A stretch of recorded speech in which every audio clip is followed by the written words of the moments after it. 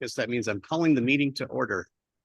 And I'm going to share the presentation here. And collapse this one. Okay. So welcome. The Normal Heights Planning Group envisions a healthy, vibrant community that honors unceded Kumeyaay land and cares for all inhabitants. We prioritize inclusive and equitable land use, valuing people over commodification through pedestrian-friendly infrastructure, transit-oriented development, open space preservation, and affordable housing. We strive for a vibrant and sustainable neighborhood. Additionally, we promote responsible economic development that supports historic preservation, local businesses, fosters job opportunities, and enhances the overall economic vitality of Normal Heights. As far as our what to expect today, items on the agenda may be addressed out of order and time as we try to run an efficient meeting. The chat entries are not considered official communications, even if they are to or from board members, although they will be, they are part of the Zoom recording. These proceeds are recorded and the video will be posted on the website. And we use the transcript material for taking notes as well.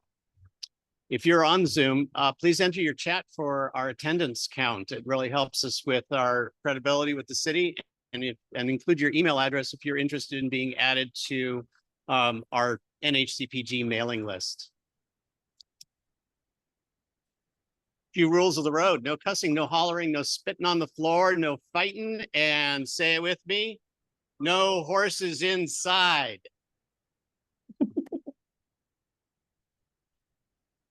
We'll do board introductions. I'm Paul Coogan, chair, and today's question is favorite Olympic sport. For me, it's breaking. I just found out that breakdancing has been added to the Olympics.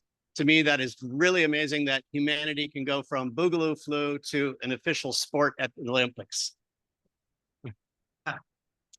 I'll go ahead and start with Parker. Introduce yourself.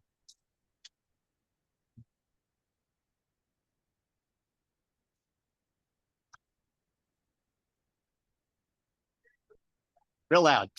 Real loud. Okay.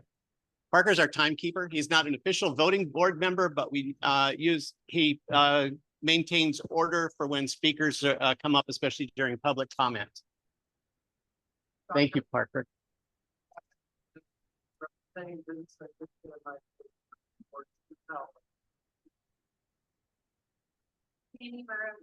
Secretary Parker,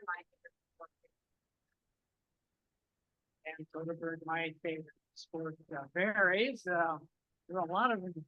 I think I like the swimming best. I really like the French guy. Okay. We've got a list on the screen here of all the official sports. Kenny Patrick, it's my first time sitting on this table. I'll go with gymnastics. So Parker. Okay. I'm thinking of skating the next.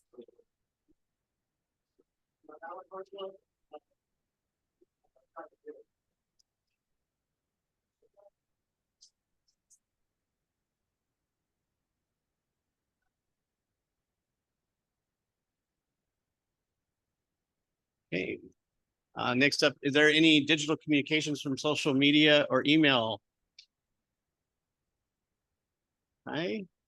I think everything's been, as far as email, it's been pretty much communication between our presenters today and myself. There's been a few documents sent by the city, and of course, Kenny just finished his mandatory training, so that came through. Next up is the non-agenda public comments, 2 minutes per person. We'll start with attendees in the room, then we'll move to Zoom. If you would like to speak, please come up so that the OWL device can hear you for the people on the Zoom call. Yes, please state your name. If you stand a little bit this way and face the audience, then the people on Zoom can see you, and you'll see up here, you can kind of see how you look on the camera. It'll swing around to you.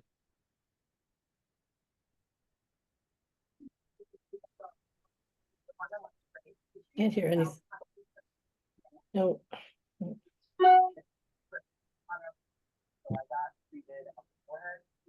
ahead.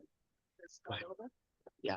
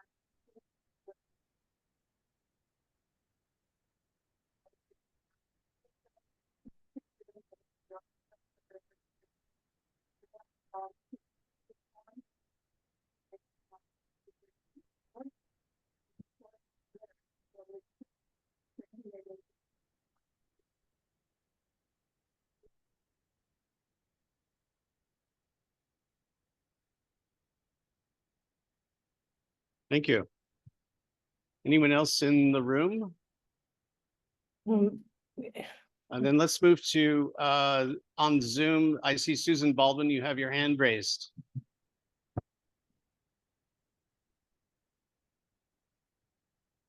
Sorry, that's a mistake. I don't have my hand raised. Okay. I did, but sorry. Next up is someone named iPhone.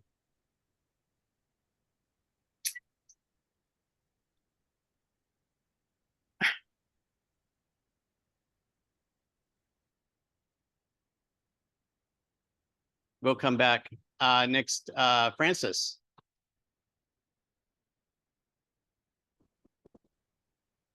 Tony, Oh, okay. hello. Yeah, Francis, you're muted, Can- and I see iPhone. Well, go ahead and Okay. state your name. Okay. Yes. Good evening. My name is Becky Rapp, and I wanted to bring to your attention tonight a UT article that was published recently referencing a report by the grand jury stating that the San Diego police and sheriff would jointly crack down on the cannabis market. The grand jury recommends the city develop and publish reports that document fiscal and law enforcement impacts of legalization and develop public education campaigns that highlight the impacts of cannabis use on children and seniors. Parents like me are really grateful this recommendation has been issued, as this information is pertinent to our public health and safety. The report specifies areas of concern, such as the significant increase in ER visits among seniors and the unprecedented number of hospitalizations of young children who ingested the product. It also emphasizes the impact the drug has on youth and how the negative impacts are lasting, permanently changing the brain as it's being developed. So tonight, I bring this to your attention as you have the ability to make recommendations to the council that affect land use. Seems like a great opportunity to suggest to the council that they strengthen regulations regarding distance separations between marijuana businesses and youth-oriented facilities, specifically parks, churches, schools, and residential areas. It would also be helpful to encourage the city to create stricter guidelines on advertising, specifically billboards that are located near and around those same sensitive uses. Again, a thank you to the grand jury for bringing attention to this matter. And I, along with other parents, are looking forward to hearing the city's assessment. We must learn and implement stronger safeguards, along with prevention education to residents. Thank you. Thank you. Thank you for your activism. Francis, so we'll get back to you. Yes. Whoops. I think you do. Can you hear me? Yes, we can hear you now. Okay, I just wanted to let you know, Paul, that the lady who was speaking through the owl, I don't know if I was the only one, but I couldn't hear a single thing that she said, not one word.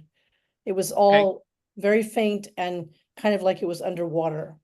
So I don't know what that means, but I'm just reporting back Let me that I check. have no idea what she was saying at all. Look. I did last time, and this should sound better now with the microphone is now through the owl. Your voice sounds stronger now. Okay. I'm sorry, your name is? Yes. That, if you wouldn't mind, would you go ahead and reread?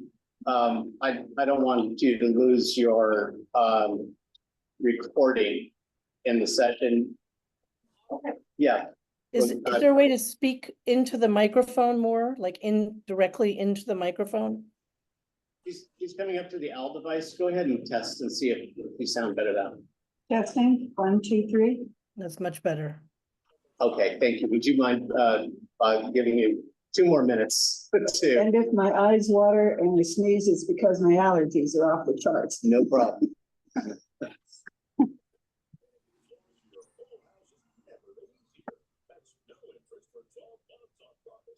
Thank you. My name is Pat Sexton. I'm here to speak about mayoral candidate Larry Turner. Larry is a retired Marine Lieutenant Colonel and current San Diego police officer, not a politician. He is a lifelong independent, not beholden to the Democratic or Republican Party.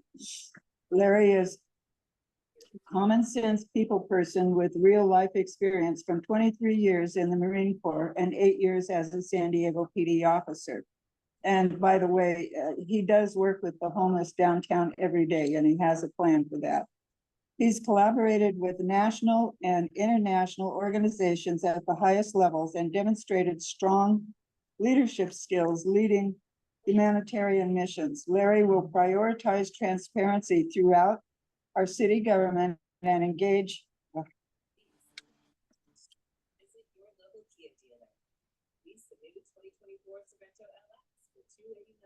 with communities on decisions that impact their lives. Something has been seriously lacking in the last 3.5 years. Larry will focus on fiscal responsibility and cutting non-core city expenses. Instead of focusing only on temporary homeless shelters, Larry will emphasize wraparound and transitional services. Investing in permanent, supportive, and affordable housing will cut taxpayer costs while providing a stable environment for our homeless neighbors. Larry is not supportive of the current leadership. I'm sorry.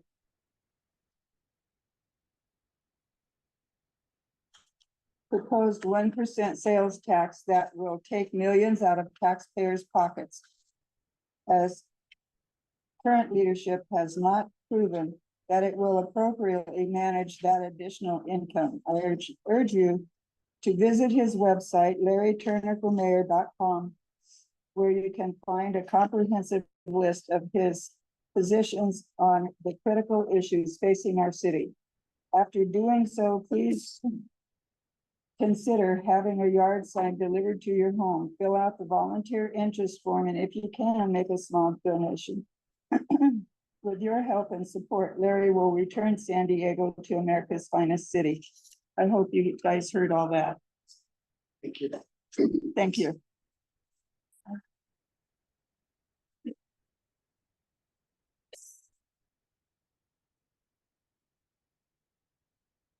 Do we have any other public comment from Zoom? Then any public comment from the board? I just, I know that we're prioritizing street paving, but the intersection on 35th or Madison, 2 of the 4 crosswalk are broken down. Visibility of it. And I just wonder who we could some of that do.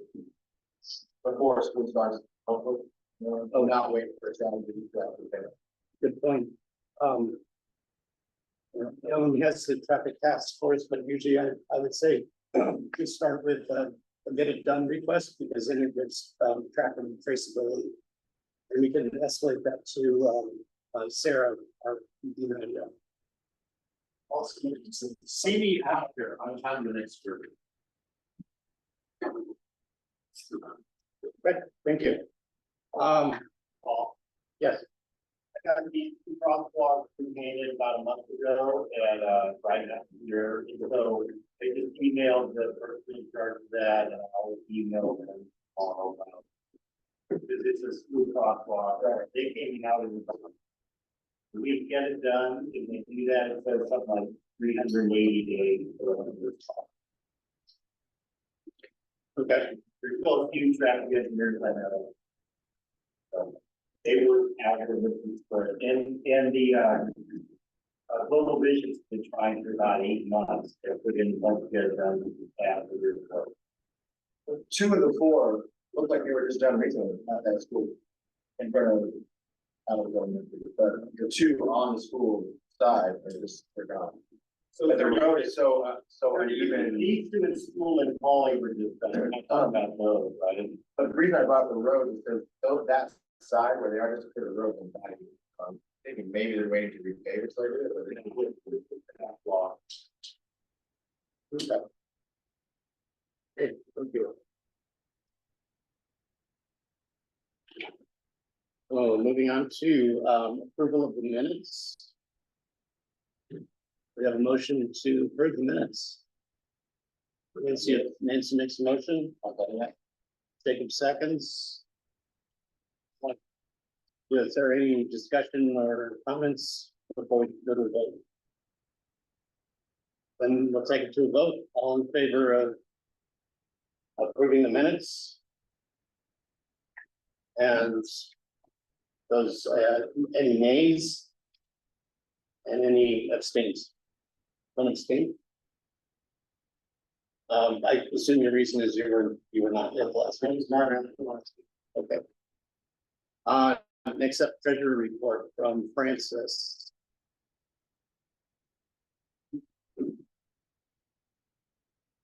So can you hear me? Can you hear me? Hello, can you hear me? No. Yes, I can.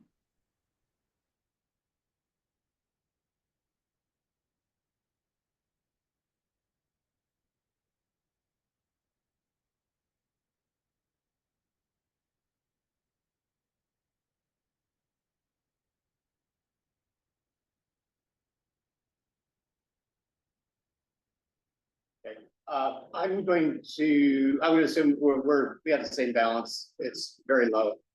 And part of our committee actions coming up are like some fundraising ideas. So but I think we could move on.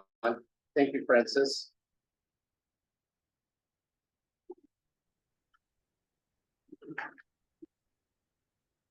Next up is we have a presenter,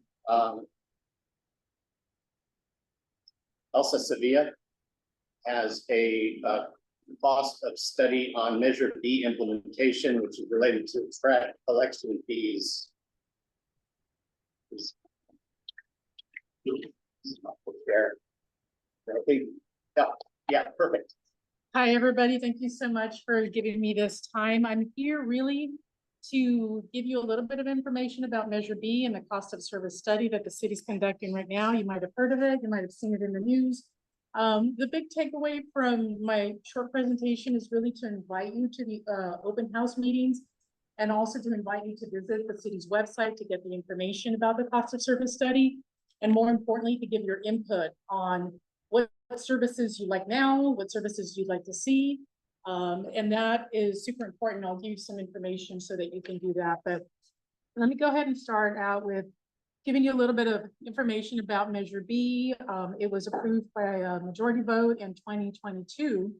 So this Measure B, allows the city of San Diego to review the trash and recycling collection services and look at potential enhanced services and fees attached to that. And this is going to be through the cost of service study.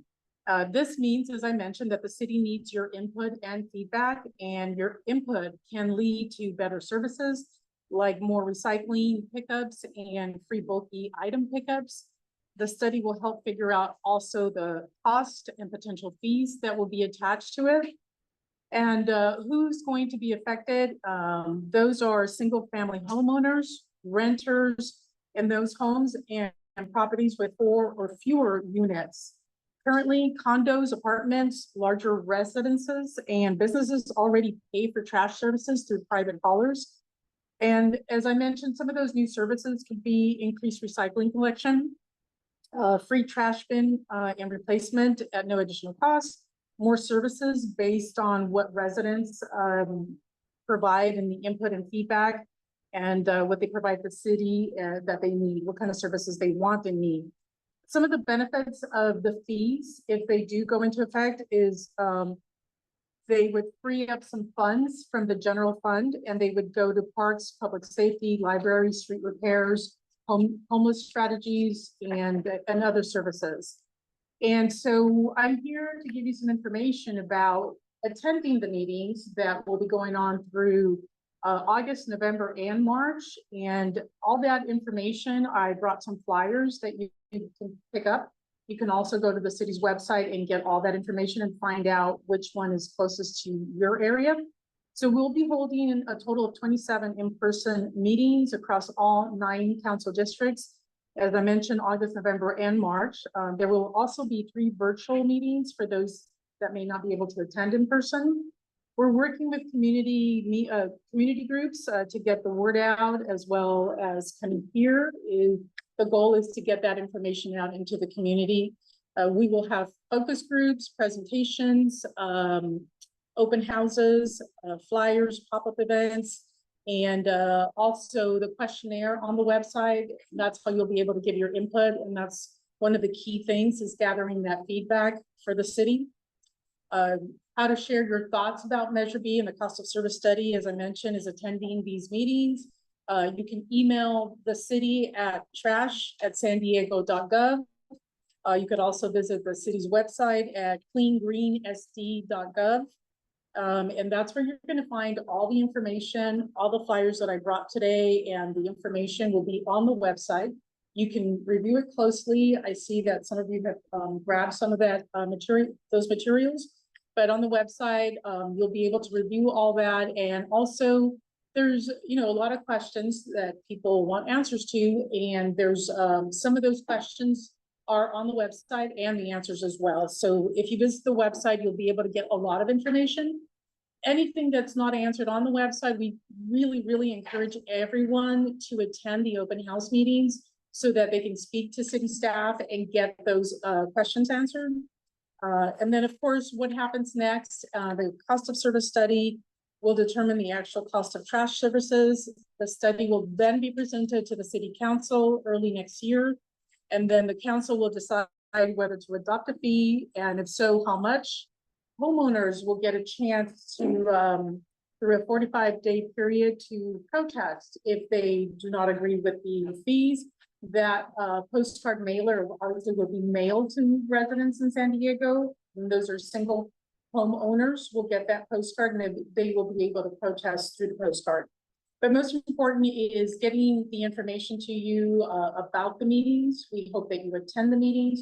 We hope you share that information with your neighbors, your friends, and your coworkers to attend the meetings to get, obviously, all the information about the cost of service study, about any potential fees, enhanced services, and getting feedback input to the city. As I mentioned, a lot of it is already on the website. So feel free to grab a flyer and visit the website. You might have seen this. I think some of you already grabbed it. I can also email it. You guys can share it with, your membership. And we encourage you to attend the meetings and encourage you to provide feedback. I can answer a couple questions, but I think the city staff who will be at those open house meetings will definitely be able to answer, the key questions. Okay, yes. I'm sorry, what was your name and what do you do for the city? My name is Elsa Sevilla, and I work with Cook and Schmidt, a PR firm that is supporting the city of San Diego and doing community outreach with the cost of service study. So you work for Cook and Smith? Cook and Schmidt, SCHMID.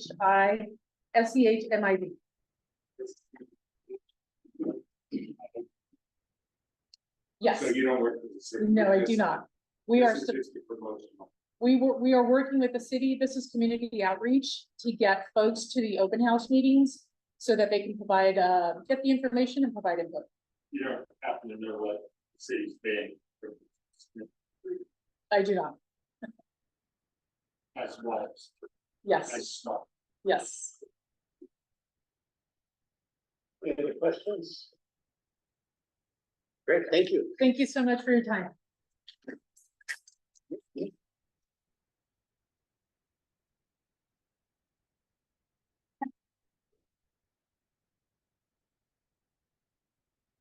Next up is we have a presenter from the city on the Mid-City Atlas, which describes existing conditions.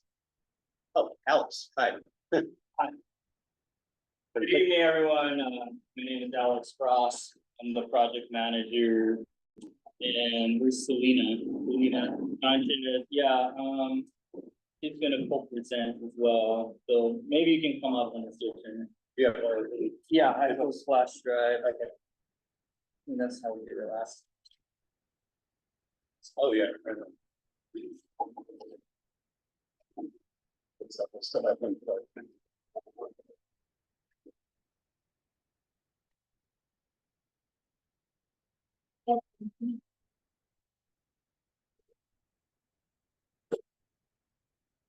This one?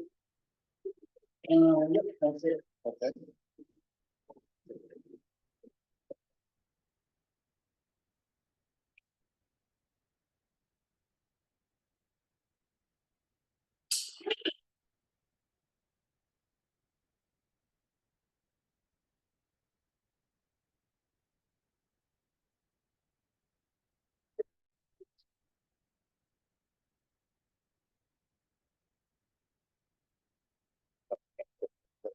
Yeah. My little clip. Yeah, you can nod to me or you can reach over and tap.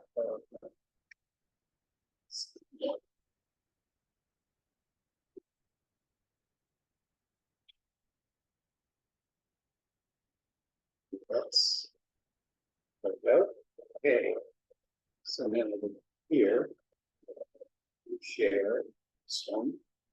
And put it in, say, you know, like this. Yeah, okay. Cool. Great. Thanks for providing the time tonight. We have a lot to cover, so we just wanted to quickly go over introduction and then the presentation of the draft Mid-City Atlas existing conditions report. There's 6 chapters listed in the presentation, so I'm going to go very quickly because it's 100 plus pages, report and another couple hundred pages of appendices. So I'll provide a summary. And we try our best to provide normal height specific data where we could in certain chapters. So after that, just announcing upcoming activities and if there's any discussions or questions. So just starting for anyone new to the process, Mid-City Planning Area includes 4 community planning area, Normal Heights being one of them, also City Heights, Kensington Talmadge, and eastern area. Overall, Miss City is 8,000 acres. About 10% of city population resides in Miss City. There is total of 24 neighborhoods in the Miss City area. Let's see if I can make this a little bit bigger on the screen. Yeah. Wow. Yeah, I can finish the version later expand. Yeah. I think that's.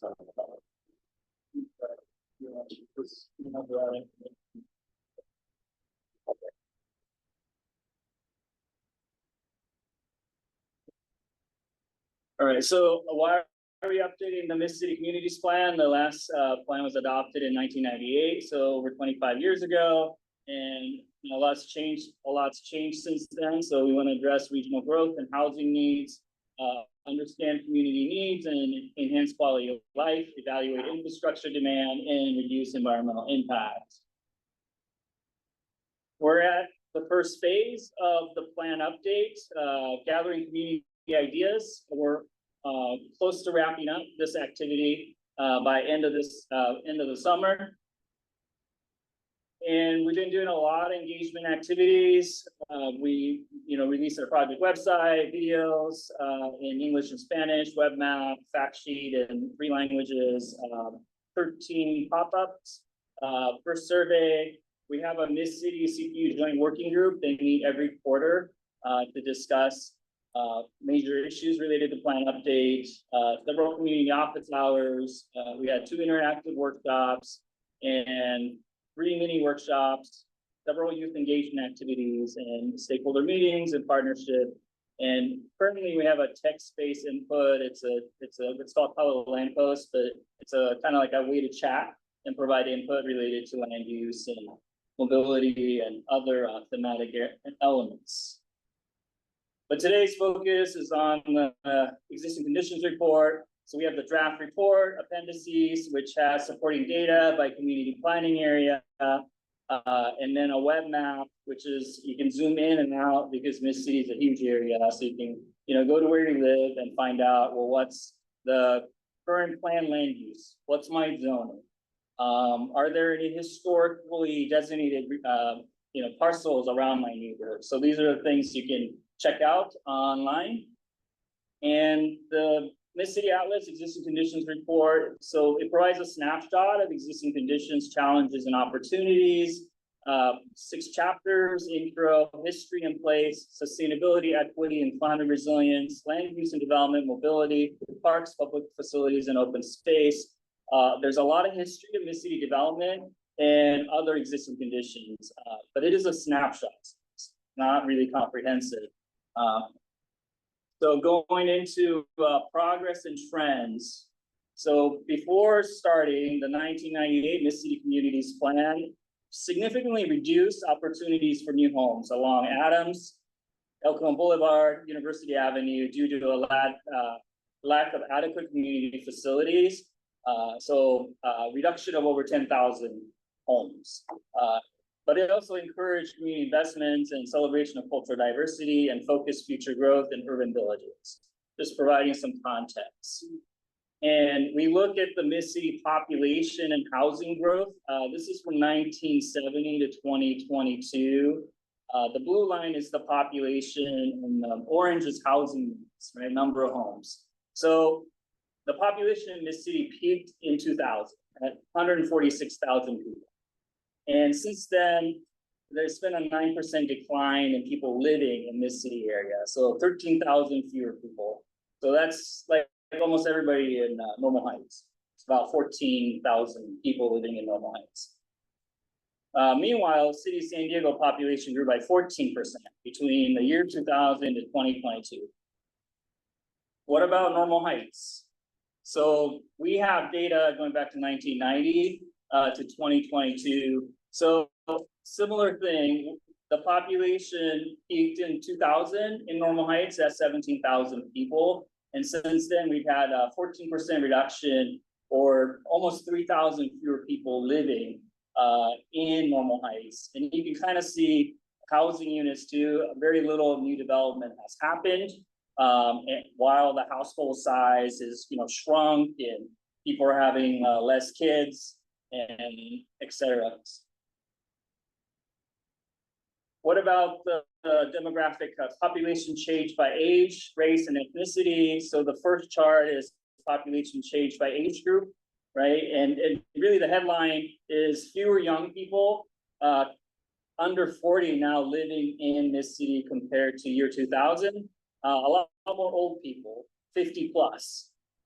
And in terms of race and ethnicities, fewer white, Black, and American Indian people living in this city compared to year 2000 today. And what about Normal Heights? Similar. This is the data for Normal Heights. Fewer young people, like under 30, now living in Normal Heights compared to year 2000. More old people between 50 to 69. And then fewer Hispanic, white, Black, American Indian, Asian Pacific Islander living in this city. There's been a slight growth of all other kind of race and ethnicities. So you can kind of see the changes happening in this city.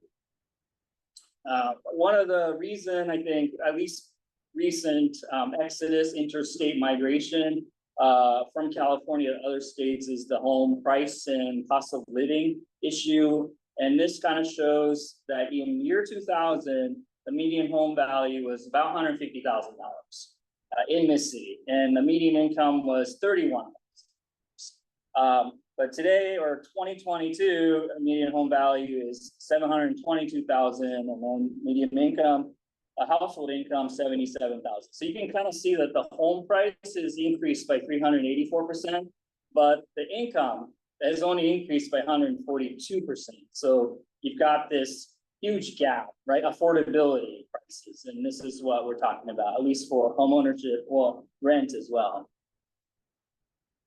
And in terms of change in Mississippi population by household income category between year 2000 and 2022. So basically the headline since 2000, number of households making more than 100,000 have increased substantially because that's what is required now to live in San Diego, this beautiful community. And there's been a significant reduction in households making less than 60,000.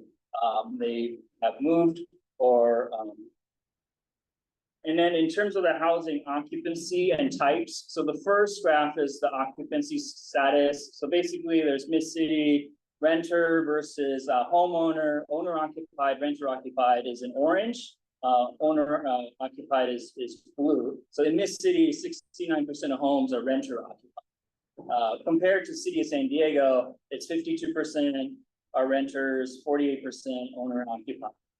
And then in terms of the mix of housing types, the blue is multifamily and orange is single family. So I highlighted in blue, basically, Normal Heights, 54% of homes are multifamily, and then the rest is single family.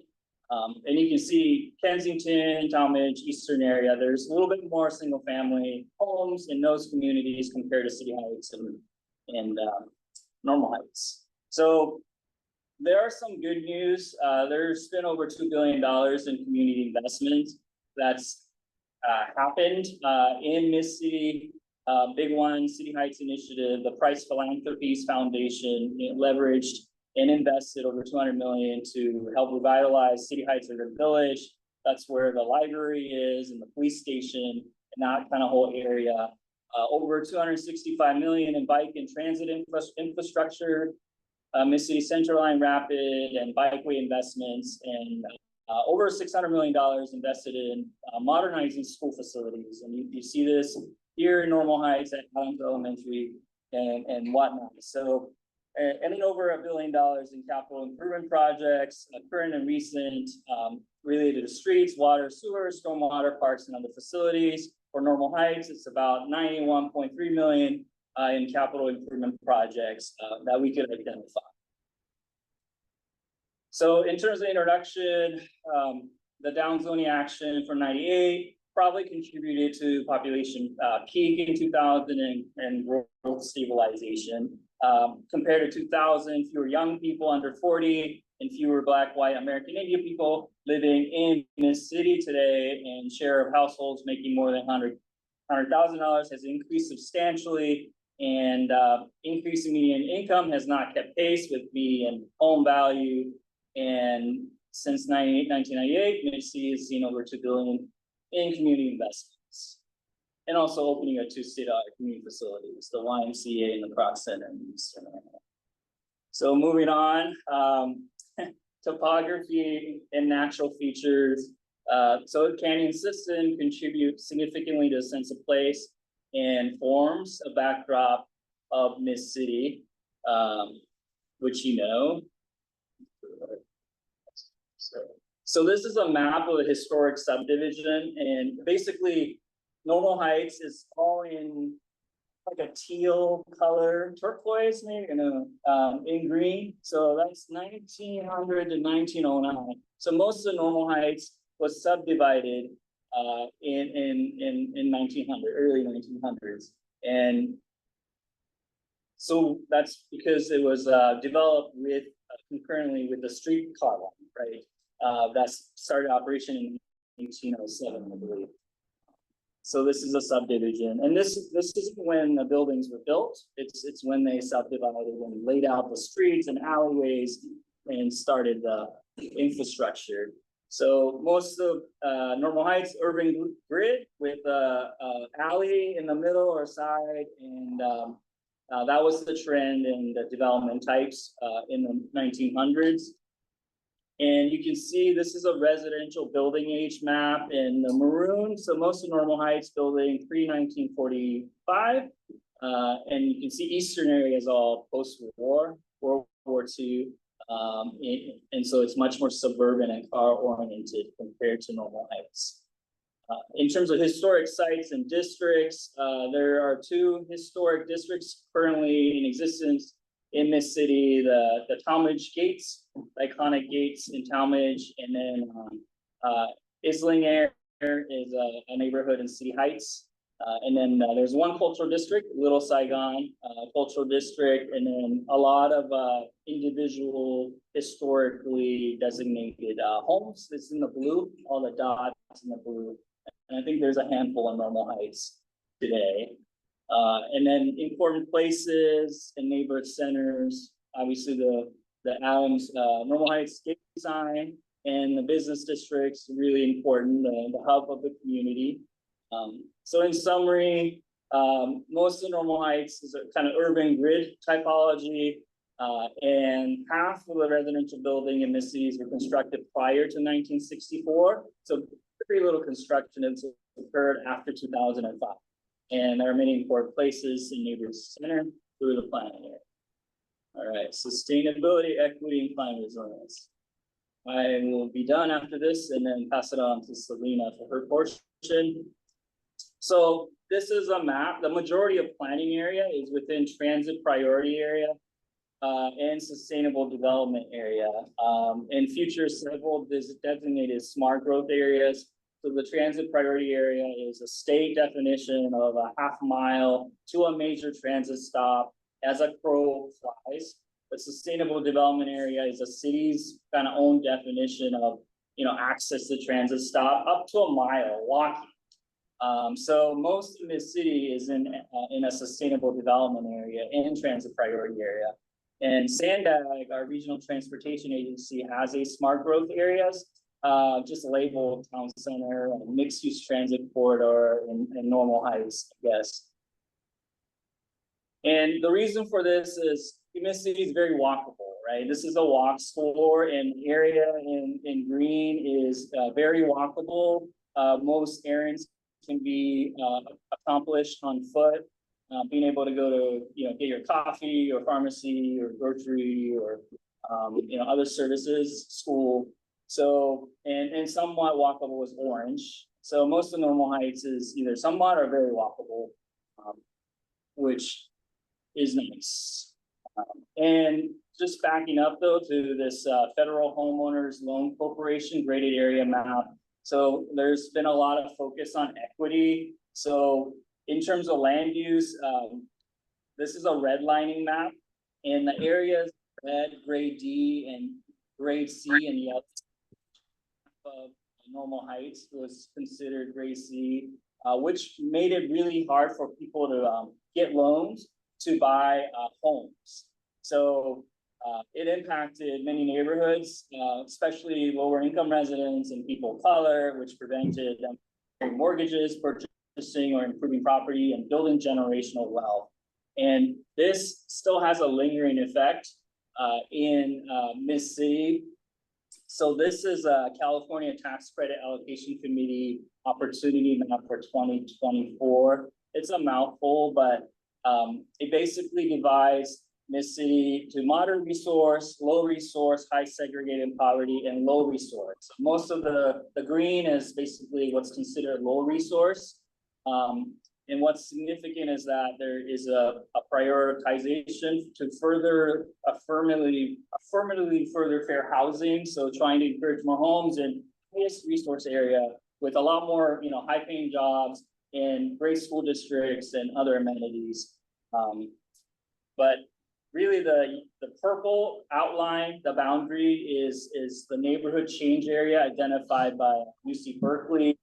These are the areas that have seen significant demographic and economic shifts, including an increase in high income households and rising median rents. So maybe you can kind of say that's like the displacement, the gentrification that's happening in these areas. And then this is hydrology, flooding, and wildfire. I mean, canyons and canyon adjacent lands in the city are identified as area of highest risk for flooding and wildfire. Almost most of the canyon areas in Normal Heights and adjacent is high fire risk. And there was the 1985 fire, which significantly impacted this community. So we need to be sensitive to that. And then urban heat vulnerability. This is another topic related to climate resilience. Basically, neighborhoods in this city face a greater risk of extreme heat events, such as heat waves, than other areas of the city, which is basically the areas in red. That's due to lack of tree canopy coverage, which really helps to cool our neighborhoods. And you can see that in Kensington, Talmadge, 21%. Urban tree canopy coverage, and I think Normal Heights has higher tree canopy coverage thanks to the canyons and canyon adjacent areas compared to City Heights and Eastern area.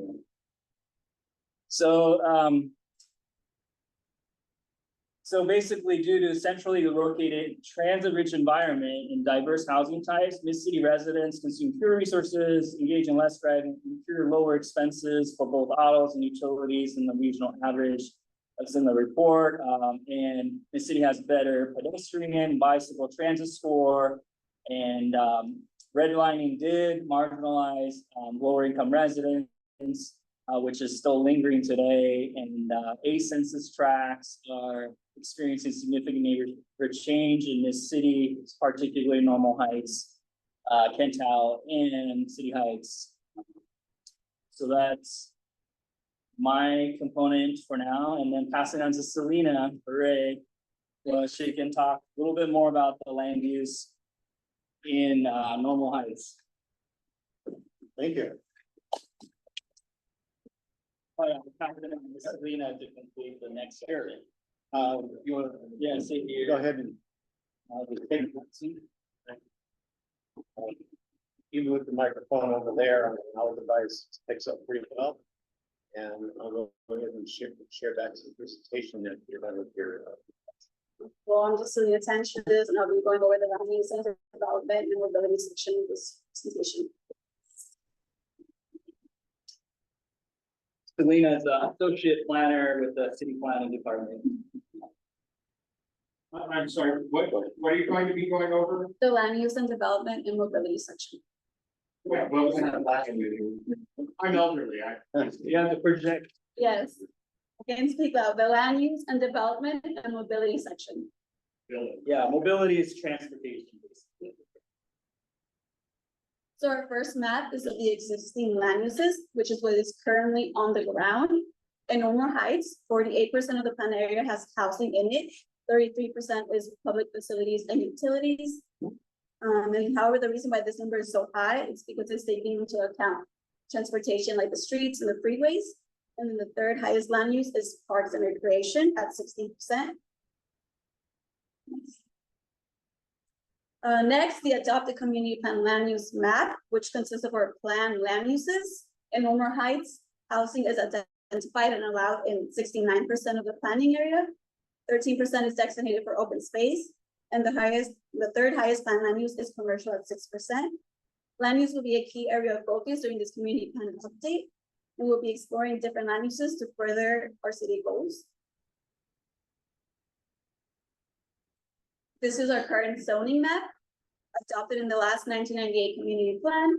We will be changing zoning as well during this process. And zoning is important because it is a tool we use to implement the land use designations and the policies in the community plan. And another thing that is unique about Mid-City area is that its major corridors are part of a central urbanized plan district rather than citywide zone. These districts are unique to some neighborhoods and have specific zoning and development regulations of their own. They are a form of custom zoning. However, as far as the plan update, the plan districts will be replaced by citywide zoning. This slide shows the distribution of the existing residential density in Olmo Heights. As the percentages show, roughly 59% of the residential parcels have a density between 0 and 14 dwelling units per acre, and only 15% of the land has 45 units and more per dwelling unit per acre, which are mostly clustered around Adams Avenue and Oklahoma Boulevard. Next, onto the total number of jobs. In this map, you can identify the 3 largest employment centers, which are located in City Heights Urban Village, College Grove Shopping Center, and in the Oak Park neighborhoods and Federal Boulevard. And of course, many of the jobs are located on the commercial corridors of Adams Avenue, Oklahoma Boulevard, Fairmont Avenue, and University Avenue. And a large percentage of industrial jobs are concentrated along Federal Boulevard. Next, when looking at commuter inflow and outflows, 82.5% of the total jobs in Mid-City are held by workers who commute into Mid-City, while 62,000 workers commute out of Mid-City. And only 3,688 jobs are held by workers who both live and work in Mid-City. And this plan update presents an opportunity to increase the number of people who live and work within Mid-City by locating more homes near jobs and ultimately helping us reach some of our greenhouse reduction goals. Additionally, the top 3 employment centers are education and healthcare at 43%, accommodation and food services at 16%, and professional, scientific, information, and technical services at 11%. Lastly, there are 6 business improvement districts within the city, and they are the Adams Avenue in blue, the City Heights in green, College area in red, Diamond District in dark green, Oklahoma Central in purple, and Oklahoma Gateway in yellow. Now for some key land use points. Residential use is the most prominent existing land use in Mid-City and in Olmo Heights. Significant portions of the Mid-City communities are residential at 65%, commercial and open space. And similar to Olmo Heights, number 1 is residential at 69%, commercial at 6%, and open space at 24%. Most of the high density housing is clustered around Adams Avenue, Oklahoma Boulevard, and the University Avenue. 43% of jobs within Mid-City are in education and healthcare, and 82.5% of the total jobs in Mid-City are held by workers who commute into Mid-City, while 62,000 workers commute out of Mid-City. Now, moving on to mobility section of the plan. The goal is to create more connected and accessible community for the Mid-City residents. The freeway and street network form the basis for mobility, given that vehicles, bus services, bicycles, and pedestrians all use the network to get around the city. It is bounded by Interstate 805, the State Route 15 to the west. Mid-City is divided by the 805, the 15, and the 94, and other arterial collector streets that provide access throughout the community and also connecting to their freeway network. Around 58% of Mid-City is considered very walkable or somewhat walkable compared to 17% in the city of San Diego. The map here shows areas within a quarter mile of major community facilities, including libraries, schools, colleges, recreation centers, parks, and open spaces. 35% of Mid-City is considered to be very bikeable or bikeable, compared to 20%, 22% in the city of San Diego.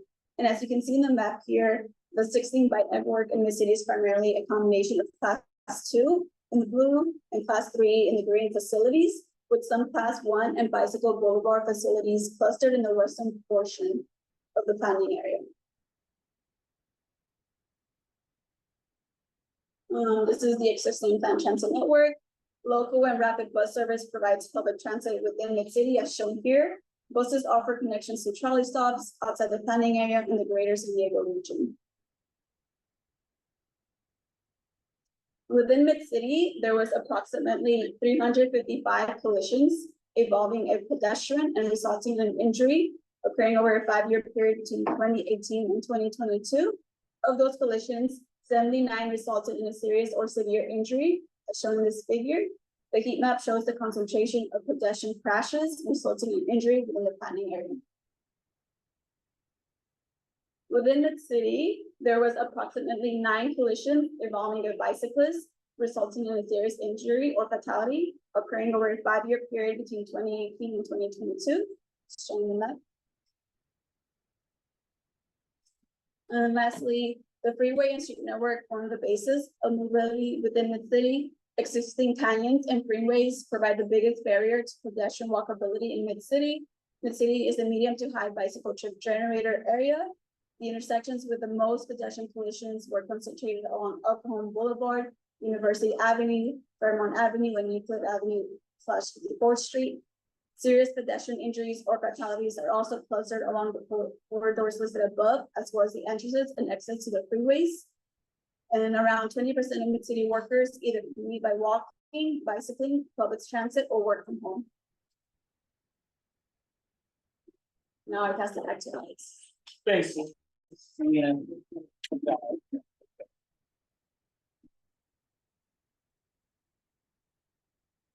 Well, I need to finish. Oh, that's okay. Yeah. Sorry. We can flip that report. No problem. Yeah, so the last chapter in the existing conditions report is related to public facilities, parks, and open space. Mid-City has a system of parks and recreational facilities, which is vast, ranging from community and neighborhood parks to mini parks, sports field, aquatic centers, some of which are shared with neighboring communities. So city has this way to calculate existing park standards or a baseline using a recreation value points. This was a new standard adopted by City Council through the Parks Master Plan in 2021, I believe. So it's based on the number of people living. So 133,000 people are living in this city today. So based on 100 points per 1,000 people, 13,000 points is where you're meeting the parks standard. Today, the current recreational value points is 7,125. So it's not quite there for all of Mid-City.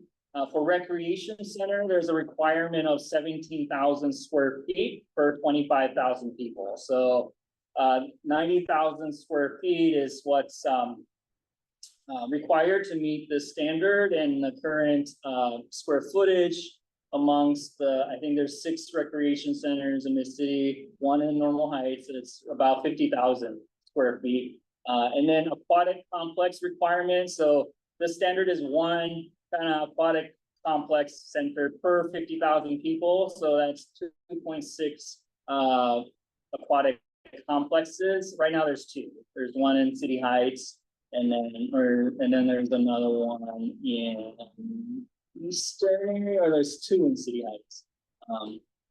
So for Normal Heights, okay, what about my community? So Normal Heights, there's 14,000 people living here, so that's 1,418 points is needed to meet the park standard. And right now, Normal Heights has 517 points. So yeah, significant deficit. Yeah, sorry. Yeah, there's a lot of numbers and this one is very technical. Sorry. All right, can you see? All right. All right, so for recreation center, the standard is about 9,000 square feet. Rec center, Normal Heights has a rec center that's 2,300. I think one of the smallest in the city because it's old, right? It's been around there for a long time. And then aquatic complex 0.28. So I mean, there is no aquatic complex here in the city, but you could drive to City Heights pretty close. And then in terms of, yeah, so the rec center, 2,300 square feet. And then these are the existing park values. So our parks planner will calculate and look at all the, amenities available at the park. So you can see Adams Avenue Community Park is 111 points. And then the War Canyon Neighborhood Park is 199 points. And we'll be sharing all the details and how this was calculated to the planning group chairs by end of this week or next week, because it was requested. How are these points being calculated? So as a part of plan update, we'll look for opportunities for more park spaces, pocket parks, plazas, promenades, and other trails potentially. So that'll be part of the plan update as well. In terms of existing planned public services and facilities, the city planning area has 3 libraries, 4 fire stations, 30 public schools, 4 private schools, and a police department, city division, and community relations storefront. There's 1 new fire station that's being proposed on Fairmont Avenue in the southern part of City Heights. And then a new library is being planned for eastern area in Oak Park, in the Choyas Lake Community Park. The library master plan recommends that a new library up to 25,000 square feet be built in Normal Heights or Kensington, Talmadge. So we'll definitely explore the potential locational concepts for this as a part of the plan update. And then finally, multi-habitat planning area. So this is city's undisturbed vegetation is located in MHPA. So this is our habitat preserves. So within MHPA, development is limited to protect and ensure the viability of covered species and preserve a network of open space and habitat in San Diego. So most of the canyons in Normal Heights are in multi-habitat planning area. So it's protected. So in terms of 2022 population, this city is at deficit for recreational value-based standard. Through the Choyas Creek master planning process, so Missy can expect more outdoor recreational opportunities. There's a concurrent study that's going on. And then there's 1 fire station proposed, and the canyons are protected under city's habitat preserve. So upcoming activities. So right now, we have a interactive platform. It's kind of second survey available for people coming into the planning process now. Asking the same questions we asked at our workshops. It's in 3 languages available to people. We've been posting flyers everywhere, trying to just reach folks at the playgrounds and in parks and other places people gather. So that's currently available at our project website. And we'll be releasing our public engagement summary before the end of the summer, summarizing everything we've heard. We've engaged over 2,000 people through all the different activities, and I'm just finishing summarizing 3,000 comments for one of the activities from the survey. So really great feedback we've been receiving, and we'll have some technical studies, existing conditions, mobility assessments. So it's much more in-depth, like engineering level study of our existing facilities, transportation facilities, and then historic context statement and survey. So this is a guide for evaluating historical resources in this city. So that should be coming out in the winter of this year. Please visit planmisscity.org for more info. We have the second Miss City Working Group meeting in September 11th. Topic is existing conditions report, chapter 4, 5, and 6. We didn't have time to finish all of that at the last meeting, and the public engagement summary Location still to be determined, probably in City Heights, and you can always join via Zoom. And then we have several other pop-ups and mini workshops sporadically during the summer. And then the second online survey, this Hello Lamppost, is currently available on our website. So thank you. That concludes the long presentation. Thank you.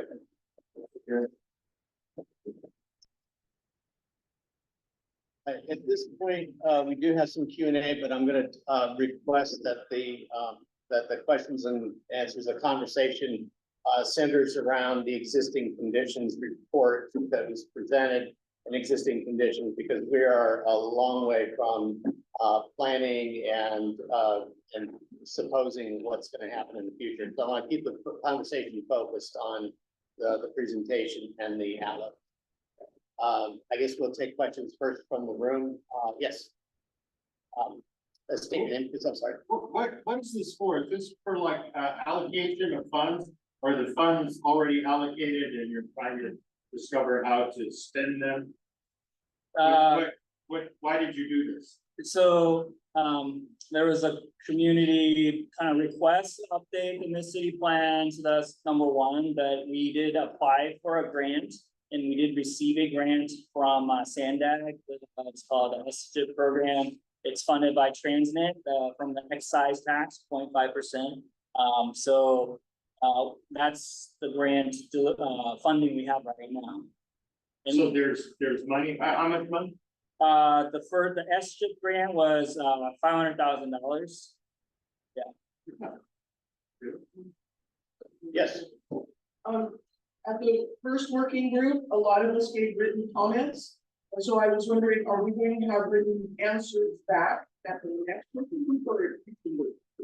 Yeah, we're working to transcribe all the comment cards, and there was some really great feedback on the city atlas and some of the questions. So yeah, we can provide answers to any outstanding questions, I suppose, from the last meeting. Yeah, we can take a look. In written form, yeah, we have the meeting summary up online now, so maybe we can add it as an attachment to that. Yes. Yeah, Paul Jameson. So it's some of the numbers that you showed. Normal Heights has only added about 100 units since 1998, so we're 26 years, about 100 units. And we, according to the presentation, it sounded like the 1998 down zoning of the city plan likely caused that result. That, okay, I'm not taking it too far. So did that also contribute then to our housing crisis? Maybe that's something that I could just conclude and not ask you to conclude, but given just the magnitude of our housing crisis, downzoning an entire area so that only 100 units were built over 26 years, where you saw those massive increases in home prices due to a lack of availability, the segregation that increased, the gentrification, because wealthier people live in areas that there's no market rate housing and don't need nice houses. So to wrap up really quick, when I come to these meetings, we can't build new stuff unless it meets the community plan. So a lot of projects get rejected. But it sounds like that has really been a huge contributor to the housing crisis and the suffering that a lot of people are having in San Diego. Maybe that's my own opinion, but what is your view from the planning department? Is there a question related to the atlas and current conditions? Yeah, it's in the atlas, all of this. Yeah.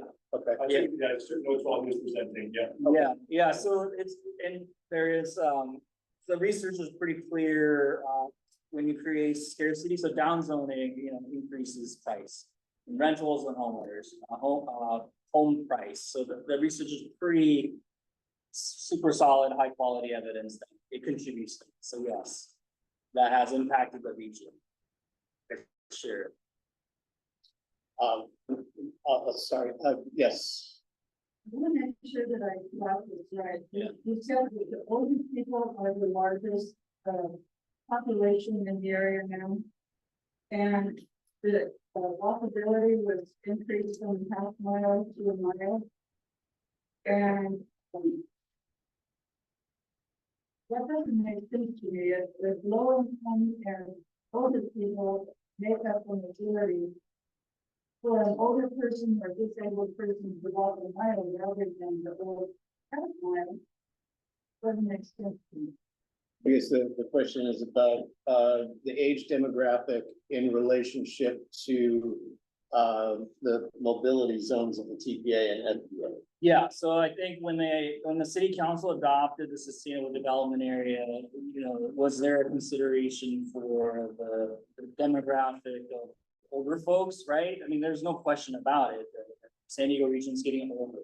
And in the future, you know, is saying that percentage of older folks will continue to increase, right? So that is a definite consideration. How can we, through the plan update, you know, make our communities age friendly? So not just about accessing transit, but being able to, you know, have option on not driving and be able to access services and amenities. So yeah, that will definitely be part of it.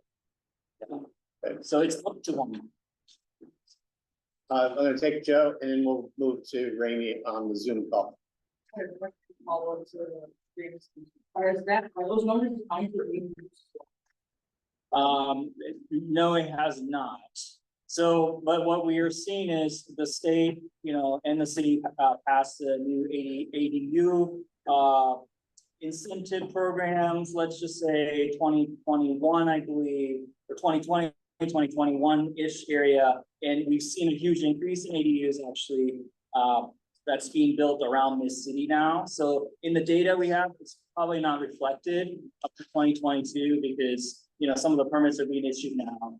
So there are some encouraging signs in terms of freeing up, like new housing is being built. A lot of it is affordable, but there's tons of ADUs that folks are building, you know, which helps.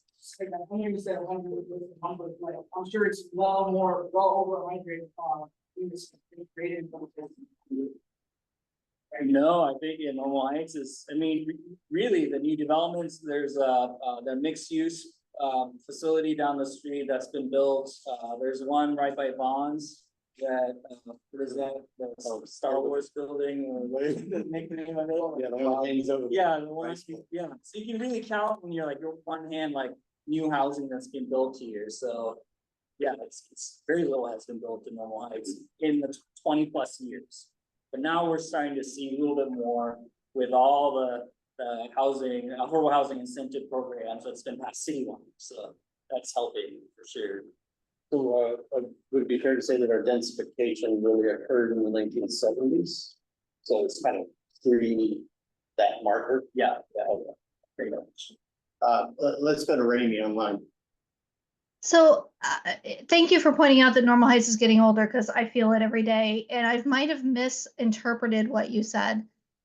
When you were going over the demographics for the area, it looked to me like you said that there were 13,000 less people in Normal Heights than the Height. And the difference in housing units from the Height was 400. So did I also hear you say that we are behind by 10,000 housing units? And if so, No. what am I missing? Yeah, so the Miss City, the population decline is 13,000. So that's for Miss City planning area. Normal Heights is 3,000. There are 3,000 fewer people now living in Normal Heights compared to year 2000. So that's, I know there's a lot of numbers flying around, so thank you for the clarification question. The 10,000 is from the down zoning. There was basically a reduction of 10,000 homes through the down zoning effort in the 1998 plan. So basically it made it harder to build homes. Okay, but your other number said that there were only 400 less housing units. Did I get that correct? Where is the 400 number coming from? From your presentation. That's why I'm seriously confused. So if you can maybe clarify those numbers for me, I would be less confused. Do you want to bring up a slide? Yeah, which slide exactly are you referencing? I didn't see any page numbers, but it was the one where you were going over the population over the years, and then you were going over housing over the years. Oh yeah, so chapter 1.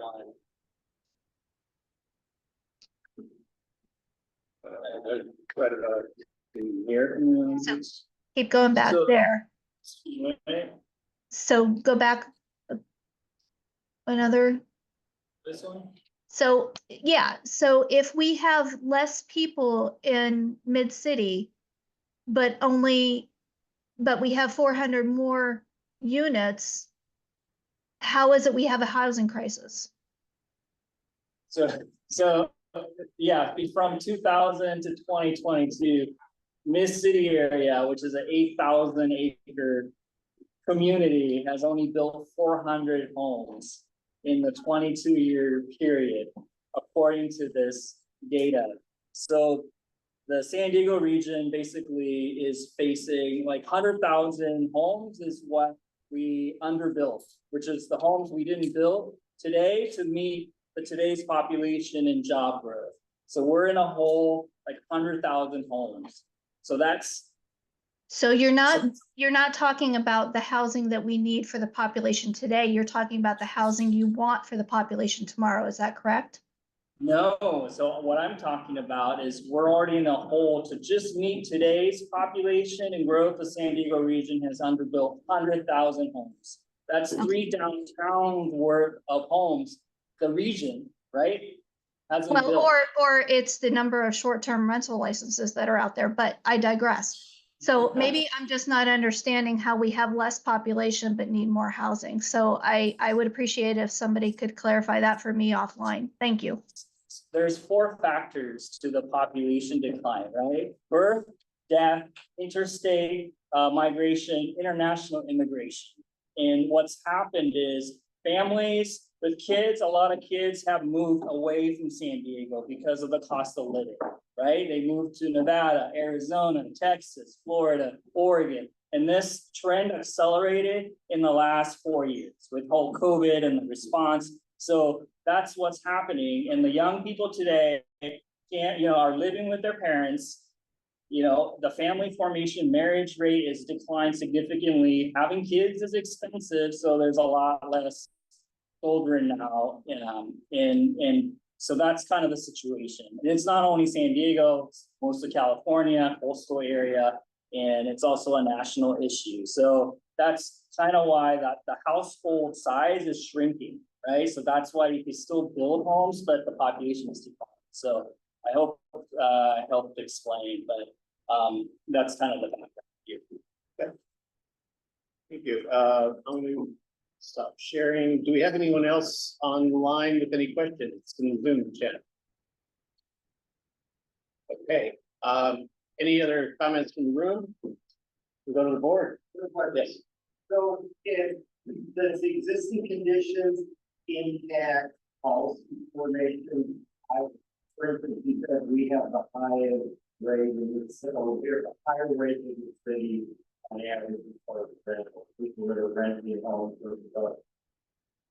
We see that home ownership is, not happening.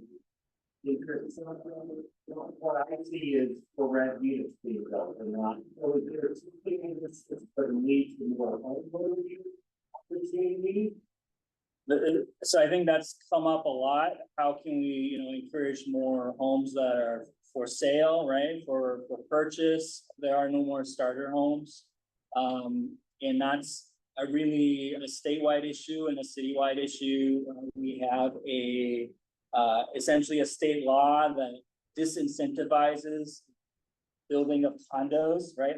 Apartment for ownership because of the liability issues. So I think there are some reforms that are being talked about. We'll explore it and we'll definitely study it, but at the community plan update level, I don't know how we can, encourage for sale homes, but we'll definitely look for policies. And if you have any ideas, definitely incorporate. We will. Yes, John. I read 2 articles, one in the Wall Street Journal and one in Barron, and another one, I can't remember where it was, that the young people, when they're playing between 20 and 35, don't want to. Now, has that been considered in your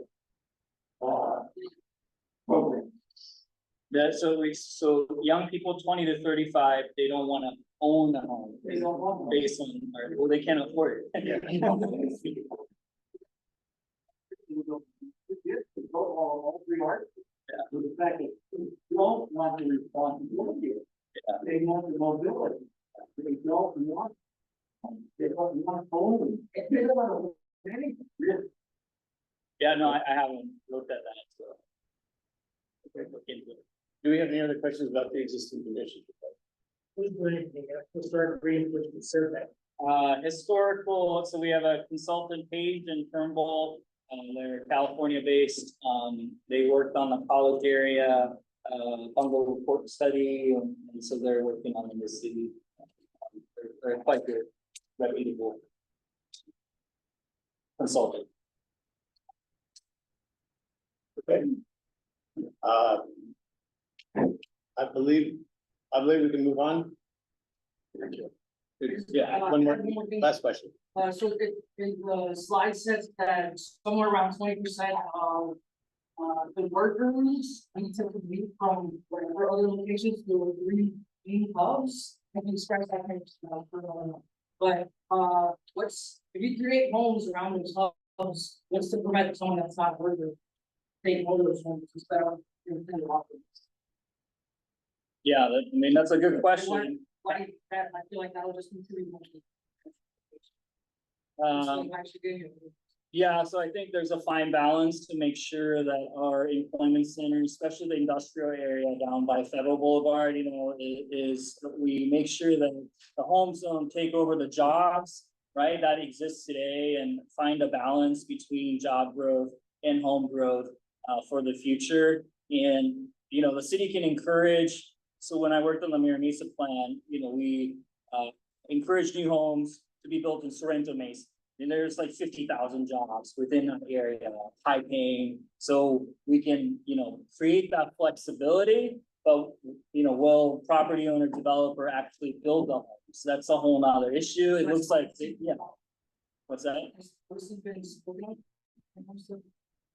Yeah, I mean, so we can't constraint, yeah, so we can offer the flexibility for the private sector to build, and that's one step. And then whether the people that move into that apartment actually, live and work in that neighborhood or not. I mean, there's no way we can control that. But, but people already living in Sorrento Mesa, we found like 12% of people walk to work. So people don't want to be stuck on the 805, right? Especially younger people. So they're more likely to live, closer to their jobs. But we don't have that. There's zero. So, all we can do is create that opportunity. Thank you. All right, thank you.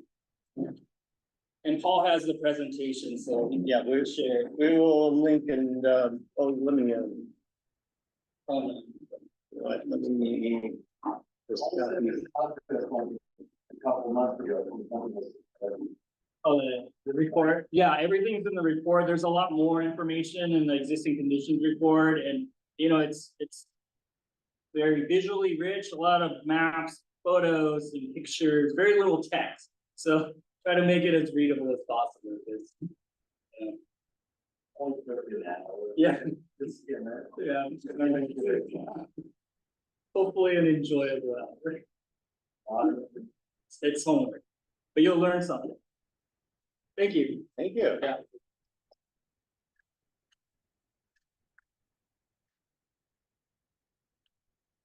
Next is 10-minute break. Actually, let's make it 5. Okay? Gotta get a water refill, get some fans on in here. And Parker, can you keep us on this on 5 minutes? I didn't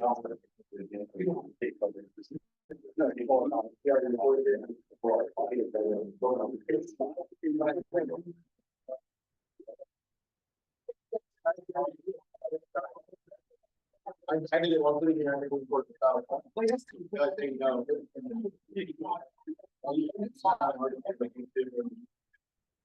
You're just showing me that you should all.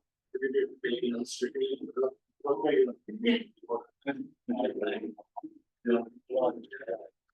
Okay, yeah.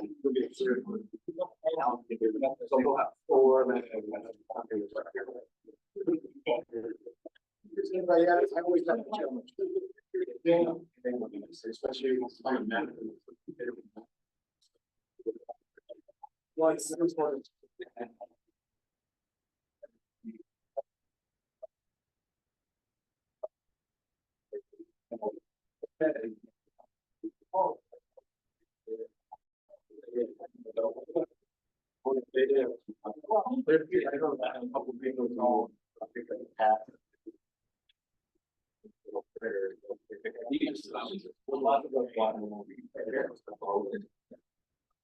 That's how I found it.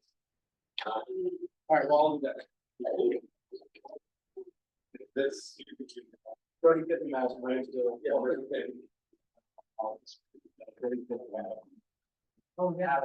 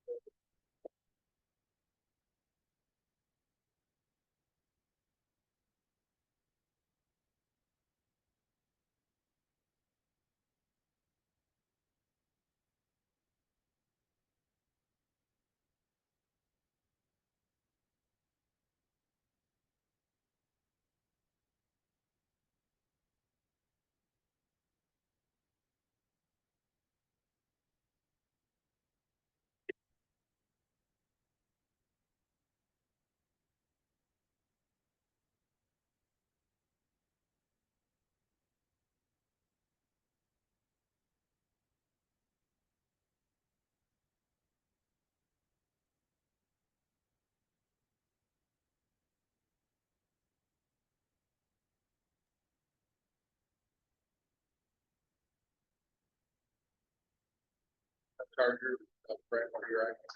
Yeah, it's working great. Save the day. Paul, can you hear me? Yes. Oh, hi.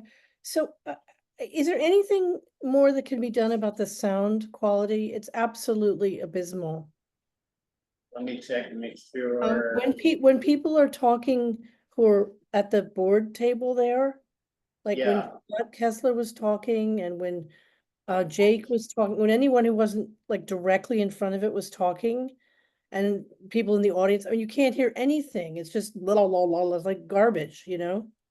Yeah, I think we'll have to have people who have questions in the audience, they're gonna have to come up and maybe we'll put a mark on the floor or something so they can talk into the mic. And then people who are around the sides of the table there, I mean, you can't hear that. I mean, I could hear Scott's voice, but I couldn't understand a word he was saying. Okay, yeah, I wonder if it's too far from the owl. Do you know what I mean? I think it might be. I'm getting the sense that we're getting a good 8-10 feet, but in here, the room has got 15 to 20. Because you're loud and clear. And the guy who was giving the presentation was loud and clear. Yeah, I'm about 8 feet from the mic right now. And by the way, I'm sorry I'm not there, but I'm quite sick and I didn't want to get anybody else sick. Well, thanks for that. The beauty of Zoom. Yeah, well, and I wasn't sure if I was allowed to vote or not if I'm not there. I'm not allowed to vote, am I? I don't know. I think it's just common sense. Yeah. Like, if there's anything to vote on, I don't vote, right? Isn't that what, I thought that's what you said. Anyway, it doesn't matter. I just, but anyway, the sound thing is, I mean, I'm just thinking I can deal with it, but there are other people online. And I wonder if they can hear anything at all, you know? Right. Yeah, so I think for people who are not loud mouths like me, we'll have to ask them to come up to the mic to speak. Kind of like we did with the Cat. Yeah, Pat came up, spoke right into the mic, so that was, that one helped. Yeah, that worked. And then if people on the sides, you know, on the side tables can like shout. We could probably, we're using the setup left over from the AABA this morning, and last time we pulled the side tables in more closely too. Mhm. Mhm. Yeah. Well, anyway, just, We good? How's our time?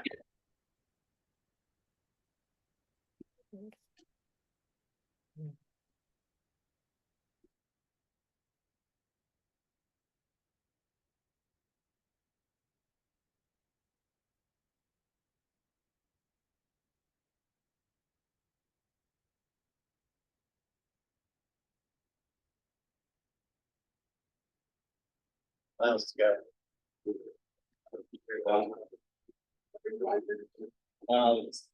I think we've done probably 3/4 because since we completed, yeah.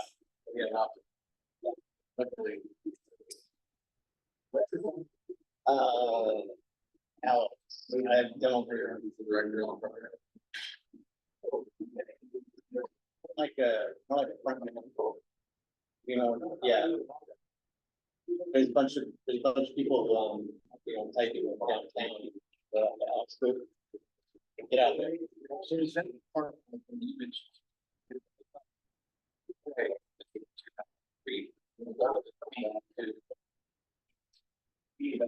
Yeah, it's not just beauty.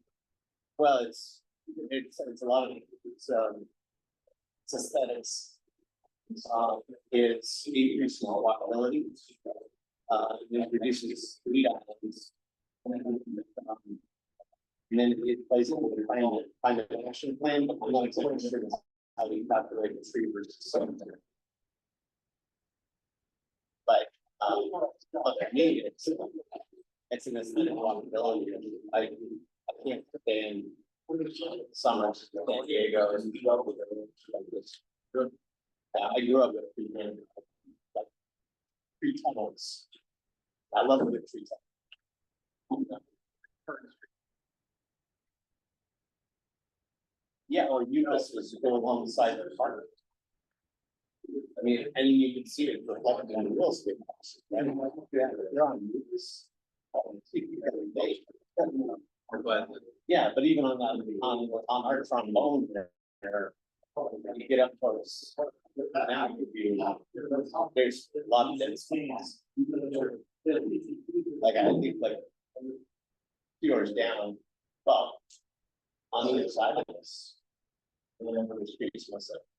I had several were taken down. Oh yeah. Yeah, they were 15 feet tall, the right shade that they could get. So they went out to do the regular service of the ground. Yeah. They did it. Just a band of others, that's just a band of others. Oh, I see. Yeah, that cut it down.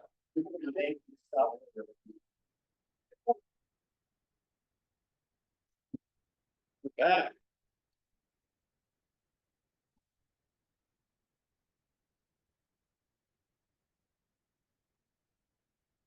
Next up is election of new board members. Do we have any candidates?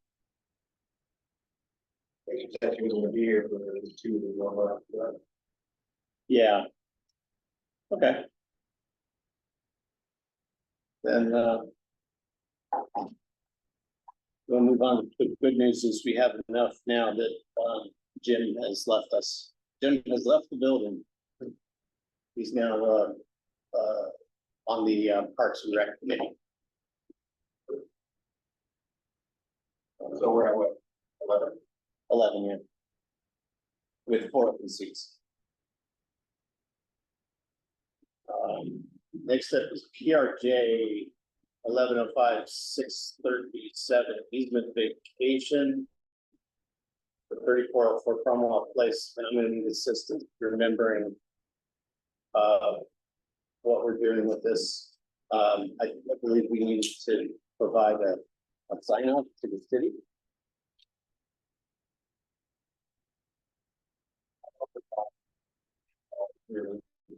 Okay. You said that it appears to be ready to go. Oh, okay.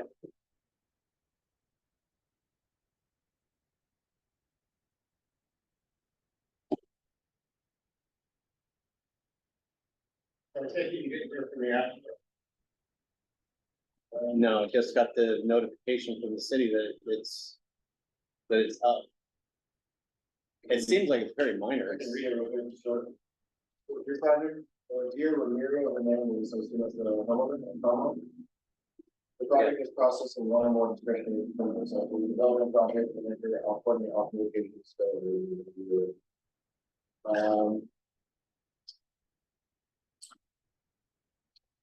Easement vacation concerns some of the municipal code to vacate an existing services that are not located in the public right. Doesn't seem like I don't know, reading the right thing, but Okay. that's all I have from you. Yeah. Dead end street. So there Okay, might be an easement. okay, So that's why I'm here tonight to find out if you've gotten the first review assessment letter presented to the board. How the public can actually see that assessment letter. I'm looking at that letter right now. So did it get distributed to the board? Yeah. oh, then, okay, How does the public get to see that letter? To be able to give public comment? well, we will definitely put it on the website. The question is, are we supposed to take a vote on this to approve it? Or do we have to do our own public comment section collection? I think we just have to take a vote on it. Either to recommend, modify, or deny. I haven't read it. Is everyone read it? Okay, so it's all process and regulations. At this time, the decision to approve, conditionally approve, or deny the project will be made by the Development Service Department with appeal rights to the planning.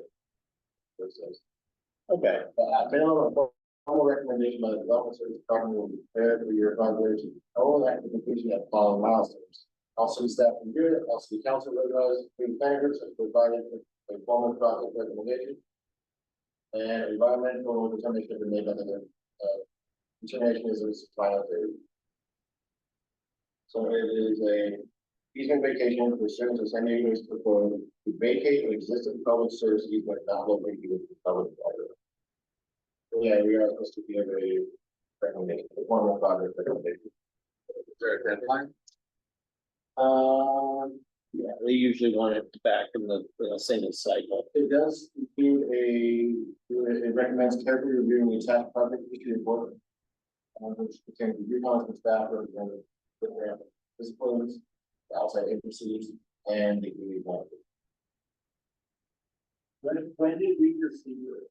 This was sent to us on June 20th. We distributed to the board. Yeah, they are. To the normalized board on June 28th. Yeah. Said this was just arrived and we added to the August agenda. It appears to be related. Okay. I just didn't know what to do with it. I didn't read the It seems like a really minor thing. Yes. Kind of like when we wanted to put the community garden in the right of way over on Cherokee, and then they said that it would have to be vacated, which is like it's on paper, basically.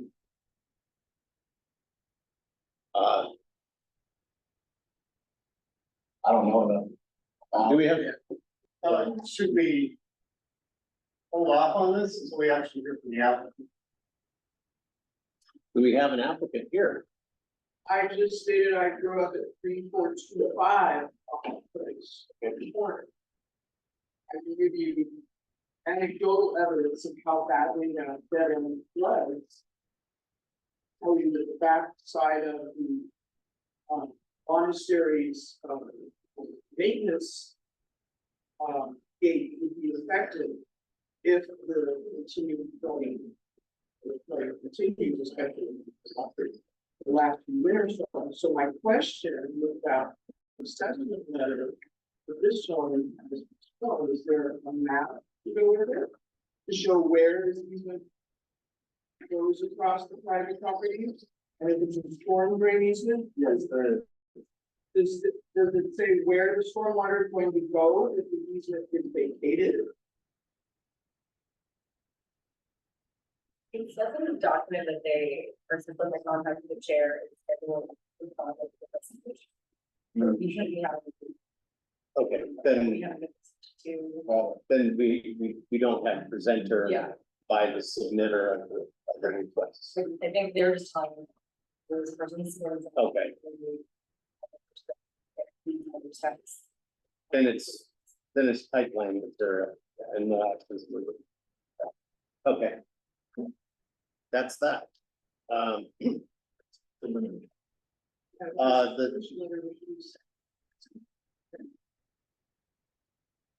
The first review, it means that. Yeah, so they were reviewed, it was saying that they were reviewed, they have things that they have to release of it to the city. And one of the steps included presented for us. It sounds like they're busy with other resubmittal steps and planning Yeah. and so on. And they'll get back to us. Okay. That's good. Next item is scratched. It's the proposed changes to the city's short-term rental ordinance, and that'll be rescheduled for next month. Item 13, Adams Avenue Street Fair booth staffing. We're going to have a booth as usual, and do we want to have we'll need a sign-up sheet for the hours. Does somebody want to take that on? Make a sign-up sheet? Okay. We'll put it on the Google Drive and people can fill it in. Same spots.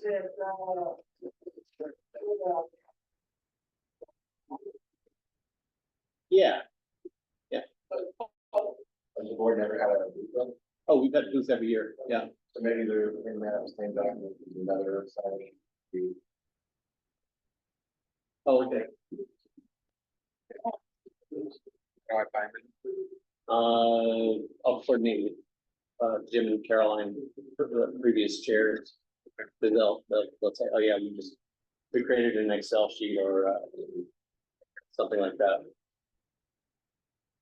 Okay.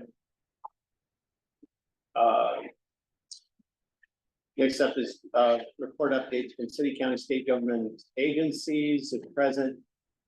For District 9, Sarah sent over a summary from her office. So there's 5 items on here.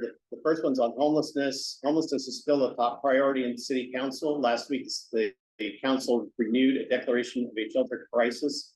This is a measure that the council will work with the mayor to identify ways to cut through red tape and address our homelessness crisis as the numbers of people becoming homeless continues to rise. But the council is going to be careful about how it's spending its money.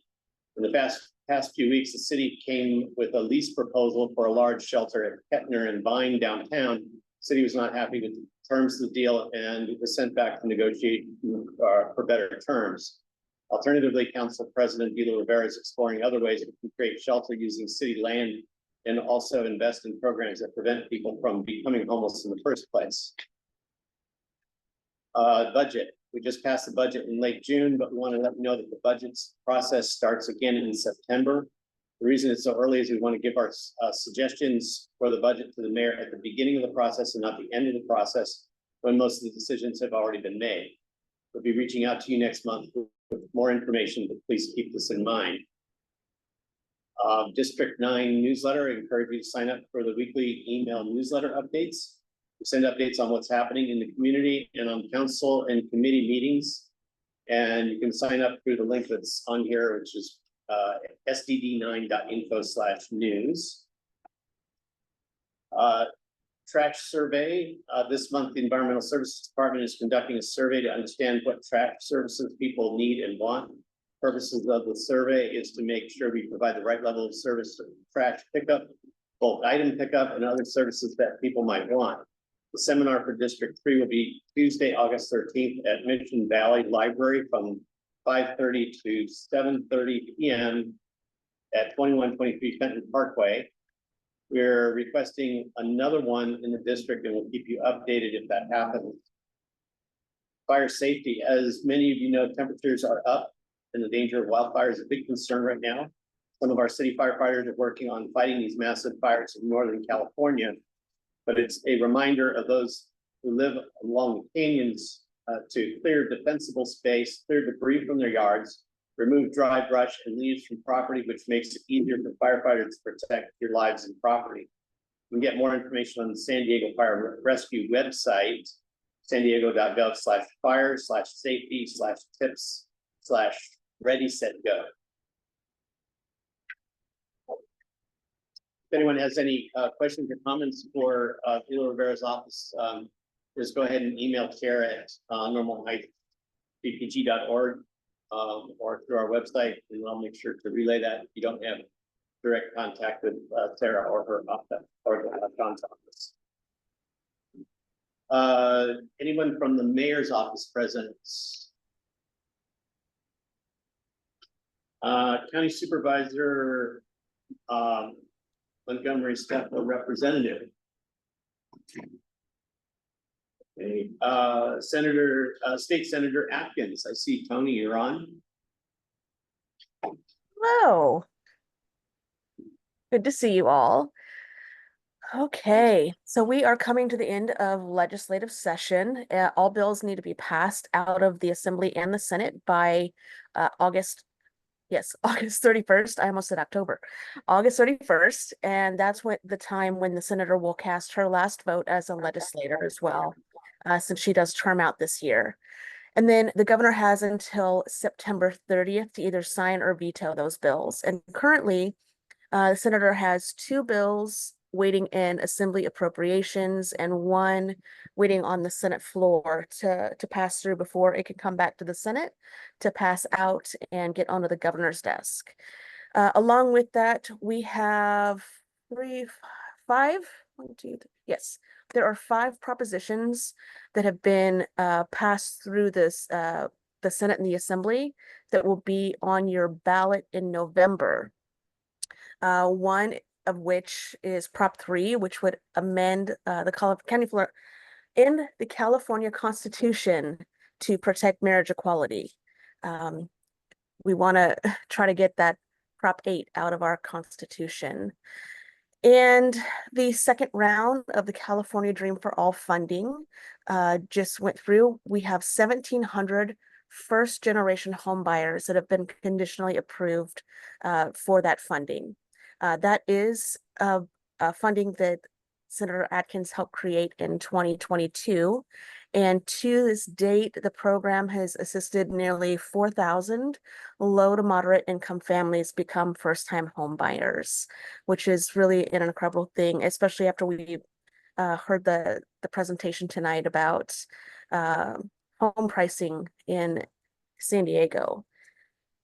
I will put in the chat contact information for me if you have any questions. I will also put in there a link to the California Secretary of State's ballot measure website, so you can see what ballot measures will be on your out for you to vote on this coming November. And then also the link to sign up for the senator's newsletters, where you can read more about the bills that she has waiting to pass through and what she's been doing across the district. And if you have any questions, I am ready for you. I have a question. You said she's terming out. When does what's the date of her last day? Oh goodness, it's early December when the new senator would be sworn in. Okay. And are you would you continue in your role, or are you attached to Tony?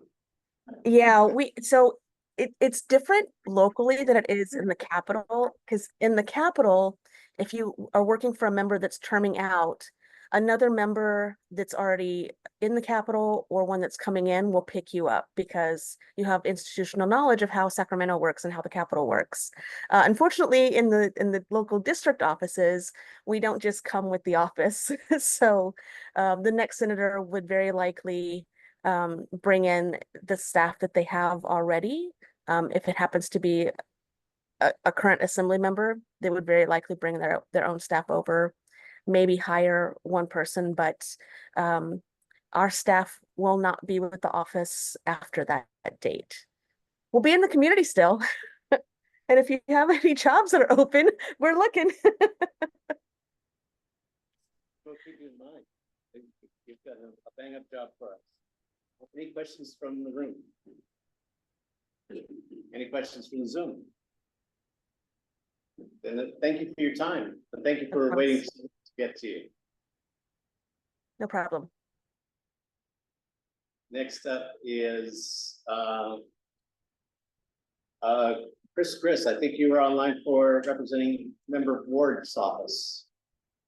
Yes, thank you. Good evening, everybody. Thank you, Paul. Christopher Griss, Field Rep for Assembly Member Ward. I just wanted to share an update from our office on what we've been working on so far. As Tony mentioned, the legislative session is coming to an end with those dates, fast approaching. Several of the Assembly members' bills are currently in Senate appropriations and will hopefully move to the floor for a full vote, which again, if they do, they would go to the governor's desk. A couple bills just to highlight, which again are in the process, the legislative process. First off is AB 205, which this bill would provide Cal State universities with tax credits to build low-income housing for teachers and students. Another one's AB 1858, which provides framework for standards and guidance on how TK through 12 school conduct school shooter drills when they choose to do so. And AB 3024, which is the Stop Hate Littering Act, which will protect individuals from the distribution of hateful propaganda in the form of flyers, posters, or symbols with the intent to terrorize vulnerable communities. In addition, there are several housing bills introduced that will cover a broad range of needs.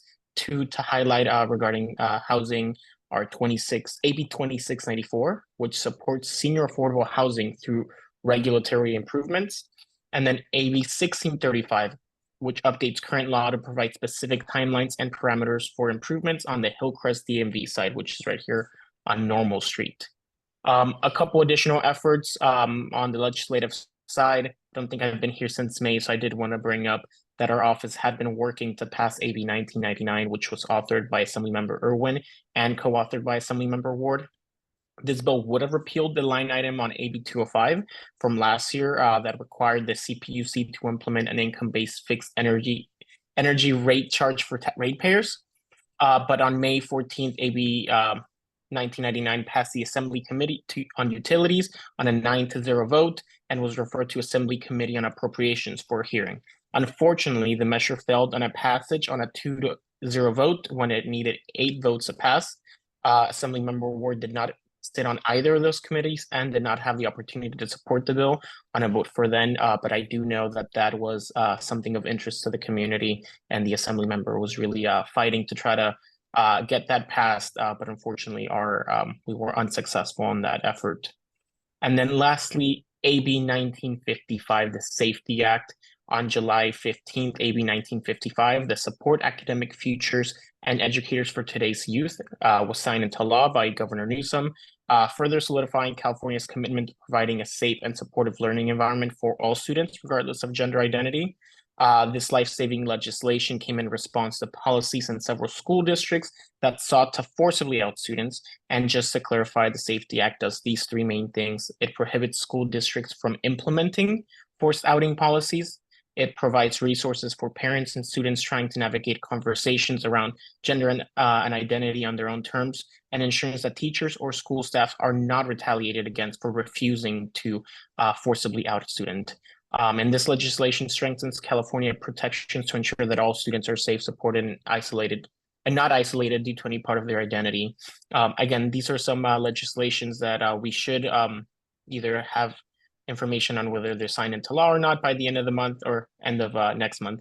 If you have any questions on any of the bills that I brought up, or if you have any questions overall or need assistance with anything, please feel free to reach out. And then Paul, I don't know if you wanted me to bring up the issue with the property lines that was brought up in the past. But I'll bring it up. I know that that the board brought up an issue regarding property lines in the community. Our office looked into the issue and we've been in communication with the Office of Council President Sean Elo Rivera. It is our understanding that the Council President's office is urging the city of San Diego to look into the matter on a more broader way. I believe right now the city's looking into these issues on a case-by-case basis. But as you know, this issue affects the entire community, not just individual property owners. The council president's office let us know that they're advocating for the residents and they're looking into several options, including working with the Office of County Supervisor Monica Montgomery Stepp to potentially perform an audit on this matter. When we receive updates from the council president, we will let you know. But at this time, it doesn't seem like the state needs to get involved on this matter since it seems to be local between the city and the county. We'll definitely keep you in the loop as this unfolds. And Raymond Zemisky is on the call along with John Zemisky here in the room. So you've got all the right people, and they're hearing your words right now. Thank you. And again, if this issue does seem like it needs to be escalated to a state level, we are open to that. It just from our communications, it seems like they're trying to handle it locally again in the city and the county, but we are aware and hopefully this can be solved and assist the residents. But we appreciate you standing in the wings for us. Anything else? That is it for me. If there's any questions, I'm happy to take them. Okay. Any questions from the room? Yes. Is the assembly member going to be in San Diego locally the next month or so after the recess? I believe you said that if the assembly member will be here locally after recess. The question is, well, when is Christopher Ward coming to San Diego next? Yes. Oh, okay. So he just finished a short legislative recess. He went back up on Monday, and we have this whole month is again, it's just legislative session. I want to say that in September, he'll be back here in the district. We do attend a couple community events. I know the assembly member will have a booth at the Adams Avenue Street Fair. If you'd like to stop by and say hi to him. But again, we try to attend community groups. If Normal Heights would like to have him, we're more than happy to try to schedule him to attend in person. But if not, you can catch him at Adams Avenue. We'll have a booth there. That sounds great. We always want to remind him of where he came from. Certainly, yes. Okay. Yes, we have one more.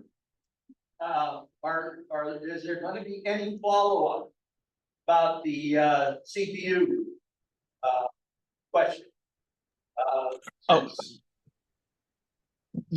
So for this year, we weren't able to make it into a law. We can look at proposals to bring it up in the next year. Again, it's just that this year we weren't able to gather enough votes for it. It is something that the assembly member is open to looking into. And if you'd like to submit a comment asking us to again revisit the issue for the next legislative cycle, we're more than happy to do so. You can do either on our website or send me an email. But our leg team wants to make sure that the community is open to it before we introduce it again. Yeah. I guess we'll move on now. Thank you. District 51, Congressmember Jacobs, a representative. She was here last month. Chair report, Community Planners Committee. I was out of town, and I don't believe we had anyone in attendance at that meeting.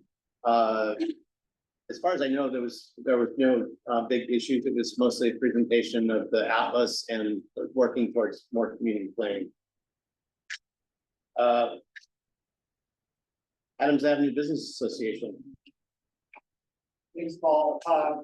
Well, street fair is coming up September 21st, 22nd. We're working pretty hard on that. We have a new Halloween event coming up this year on October, Halloween Saturday, which is the Saturday before Halloween this year, October 26th.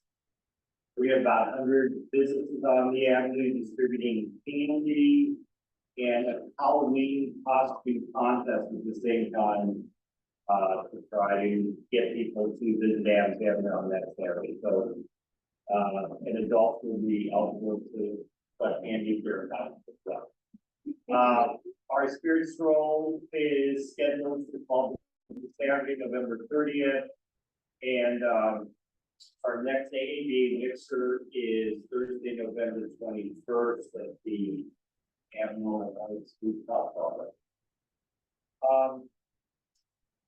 The Adams Business Association has a maintenance district on Adams Avenue. We're just beginning the reballot process. We've never done that before. The districts, there are really 5 small MADs that we combine them all into one. And the MADs here didn't have a cost of living increase, and the rates haven't been raised since the 80s and 90s. So we're gonna start on that process. It'll be providing more funding for more maintenance on the Adams Avenue. The tree, we have 500 trees we have to take care of. We have to do 40 trash cans, twice a week, deep clean sidewalks, and so on and so forth. So that's a year process. We hope to go to ballot in February.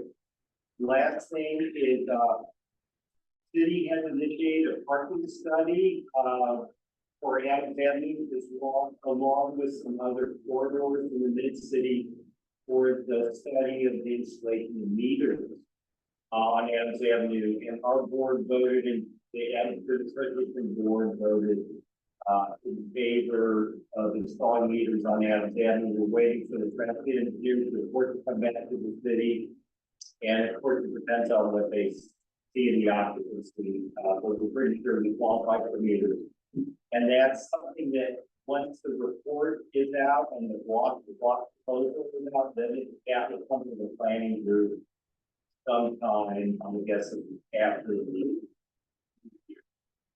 I will come to the North Park Planning Group. This planning group is pending.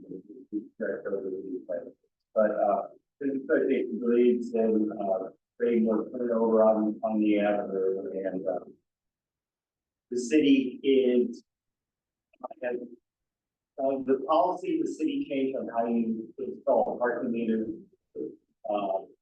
I think a lot more friendly process right now, and so the city's been helping us look at it, a mid-wide parking meter, so that instead of the old ways it was block by block. So we think we're guessing that we're going to be able to have parking meters installed the next year. It won't be single sticks; they will be the pay stations one per block. Do you mind just summarizing what we talked about on the normal height zone? For the audience. I said that to the whole board. For the audience. Yeah. Well, we're responsible for all kinds of maintenance on the avenue, the sign, normal height sign. We also help maintain the fencing sign. And we have to repaint the normal height sign about once every 5 or 6 years. It's the cost of $10,000. Jake brought up that it looks like the sign would be a painting. We know that our budget, we're 60,000 over budgeted at the beginning of this year. The association we're back to about break even. So the thing if we can afford repainting the sign, we know it needs it, and ideally before the street fair. The street fair is the celebration of the relighting and repainting of the lights. Anyway, we're going to see if we have enough money and enough time to do it, but it's definitely on our list. And the street fair proceeds have grown to normal for this year, so that's the only reason we thought that we might be able to afford it.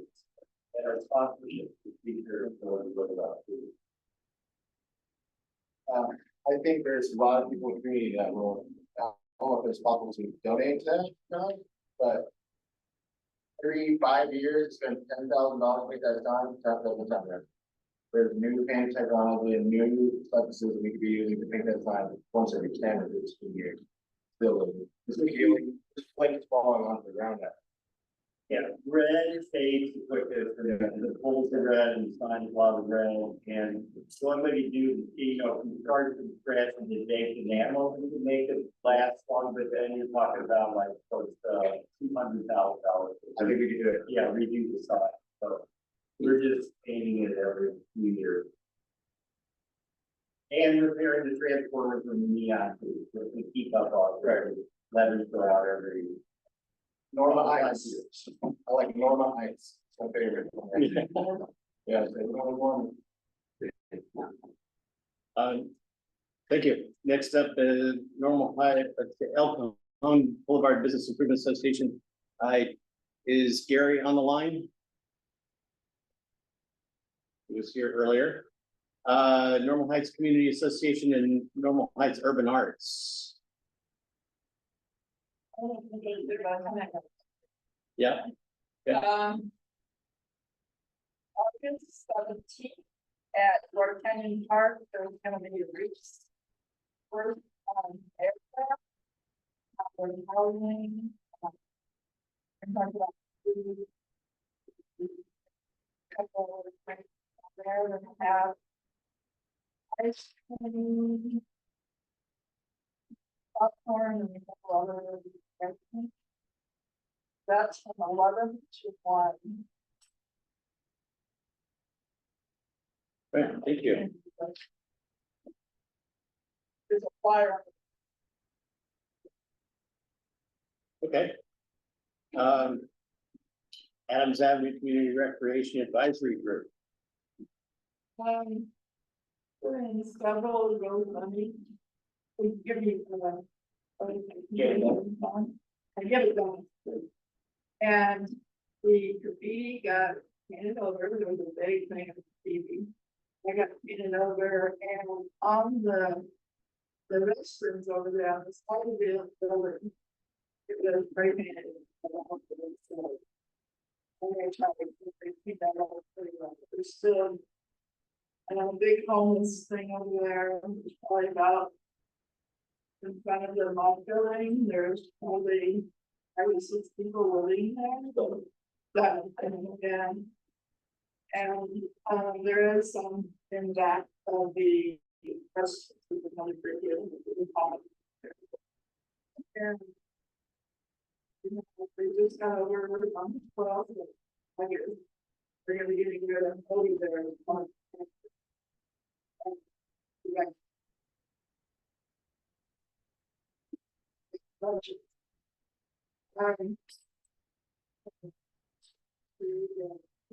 To go to the next center, or Tuesday at the month, that's what we talked, we're trying to work on the community garden.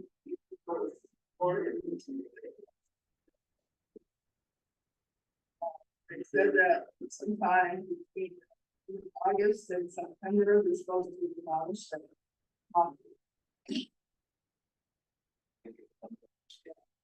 And it's on. And everything is going to again, give it some, yeah. They do it on the Rio South. The little frontage road that goes into the turns into the I-15 over on this, as you turn, you go this way, you turn in on the right side. Encampment there, and they have all kinds of brush and trash up there and everything. They did have some pallets up there, ladder. I don't know what's all back up there. City cleaned out. There's a lot of trash in the fire, but it's like it's kind of fire listening to a lot of. Yeah. It's gonna be a big fire. You said They'll there's try to. did you say there was a get it done on that one? I get it done. Okay. And they said that it is not city property, that is Caltrans property. Right. And she is working on it, but somebody needs, they said you can go through Caltrans and usually get it done out on, I don't know. Some meetings, so a lot of people need to put it in there, tell them about this, because that gets on fire, that's gonna go right up in the hill. I don't know how much trash. Yeah, from the return.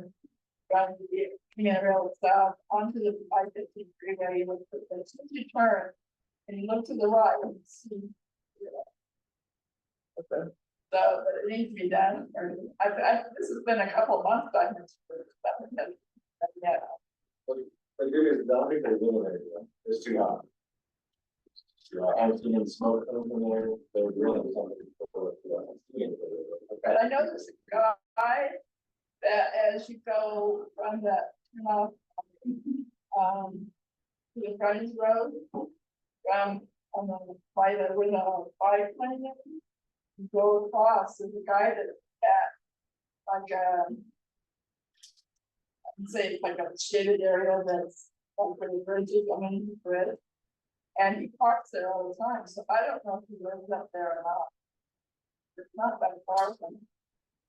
When you go by there, you can, he's there every day. Like, he's been there for 5 years, the guy that just stands in the shade there, or just in the shade there. I know he's that goes up there or what. Cause I've seen umbrellas up there, big, umbrellas. I just see when I ride my bike, he's just there every day for years. And years. Okay. Every day, property, I would. So, Normal Heights for smart growth.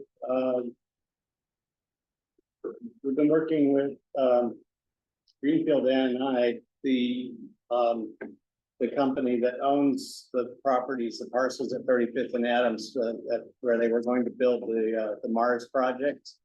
The developers agreed that, he's open to working with the city on a public-private partnership, to build a public library there. So the library master plan calls for 25,000 square feet of library space for a branch library. It also calls for mixed use facilities on all future branches. So he's very amenable to the idea that a library could be part of that structure. The details of that, of course, there's 10,000 details that have to be worked out. But the main thing is right now is trying to get the city engaged in possibly purchasing the land and in doing a ground lease back to either the current owner or another development company to put a library on that site. So you'll see things in social media and so on as we work with developer and trying to coordinate with the city. Yep, yes. A question, is that the site where there's a public auction later on? Correct.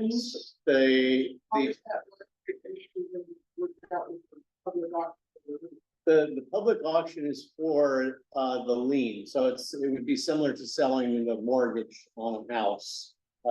Doesn't really affect the owner. It just means that his loan is being sold to someone else and they're doing it via private auction. So it doesn't have all that much impact on any kind of planning, sales, or construction. Yes. Yeah. Yes. I recommend creating more space for the rec center. More space for the rec center? Rec center. It's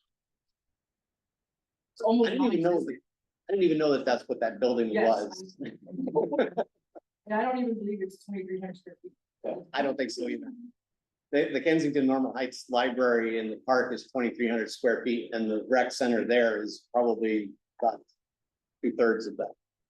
So I mean, everything's redoing these days. Yeah, really good possible alternatives, and it's right there.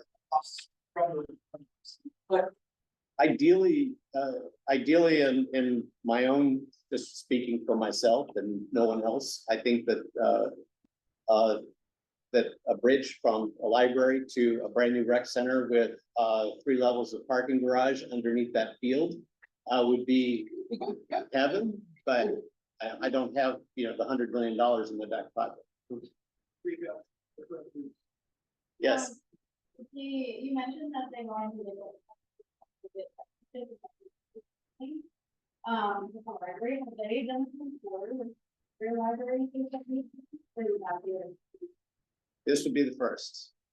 I don't know if any of the other branch libraries that are currently in construction are even using the mixed use design. This is something that was proposed in the library general plan that was approved in 2023. So that's a very recent thing.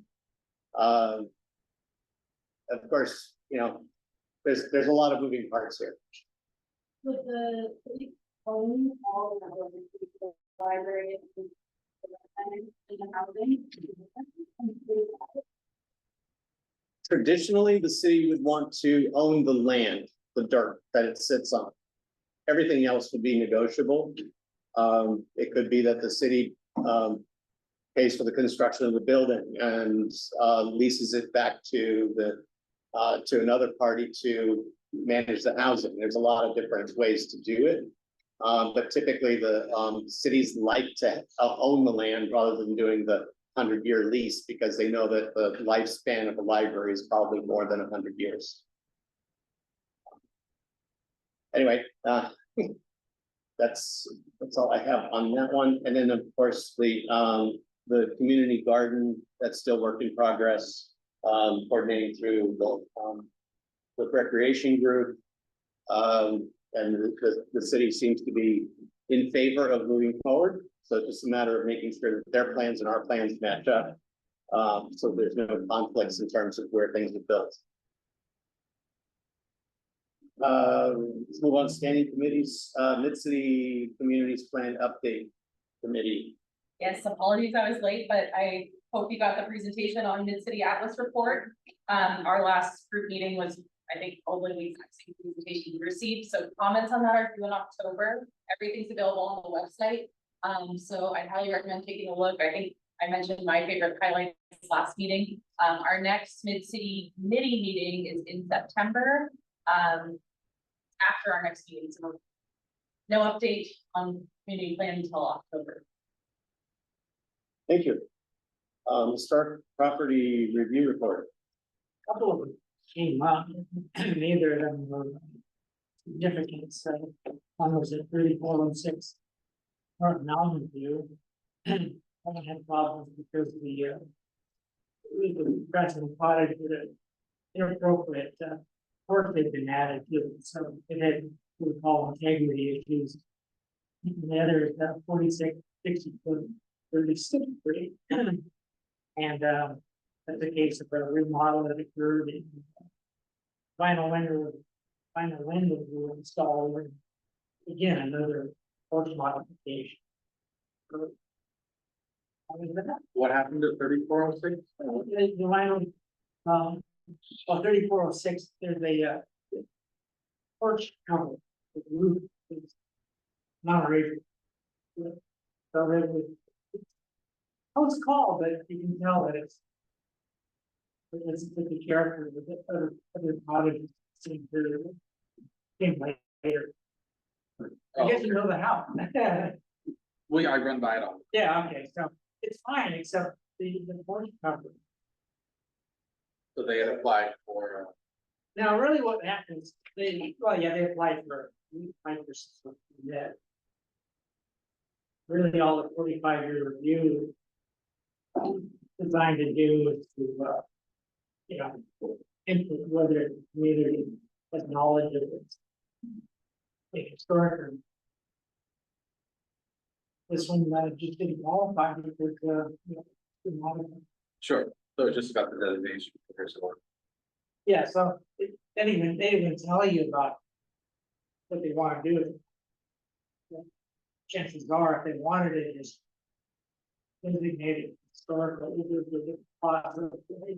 A researcher and a report is generated, an application was submitted to the city to hold it. And this whole thing here is just permits and to kind of keep an eye on the things that homeowners may or may. find out what to do with their property. Perhaps discourage them from doing things that, will destroy them. Okay. That was clear. Next up is nominating committee. I believe we have one person that's interested in their, but they're 2 months out. Is that correct? Okay. If anyone in the room is interested in serving on this board, we have 4 open seats, so you can start right away. Next up, utility undergrounding. No update for this month, but survey will go out to the residents of block 3BD hopefully within the next month. That's the northeastern portion of the neighborhood. Yes. City crews have been on North Mountain View, West Mountain View, Collier, Milwaukee, and 33rd. For about the last month, 4 crews doing survey, counting poles,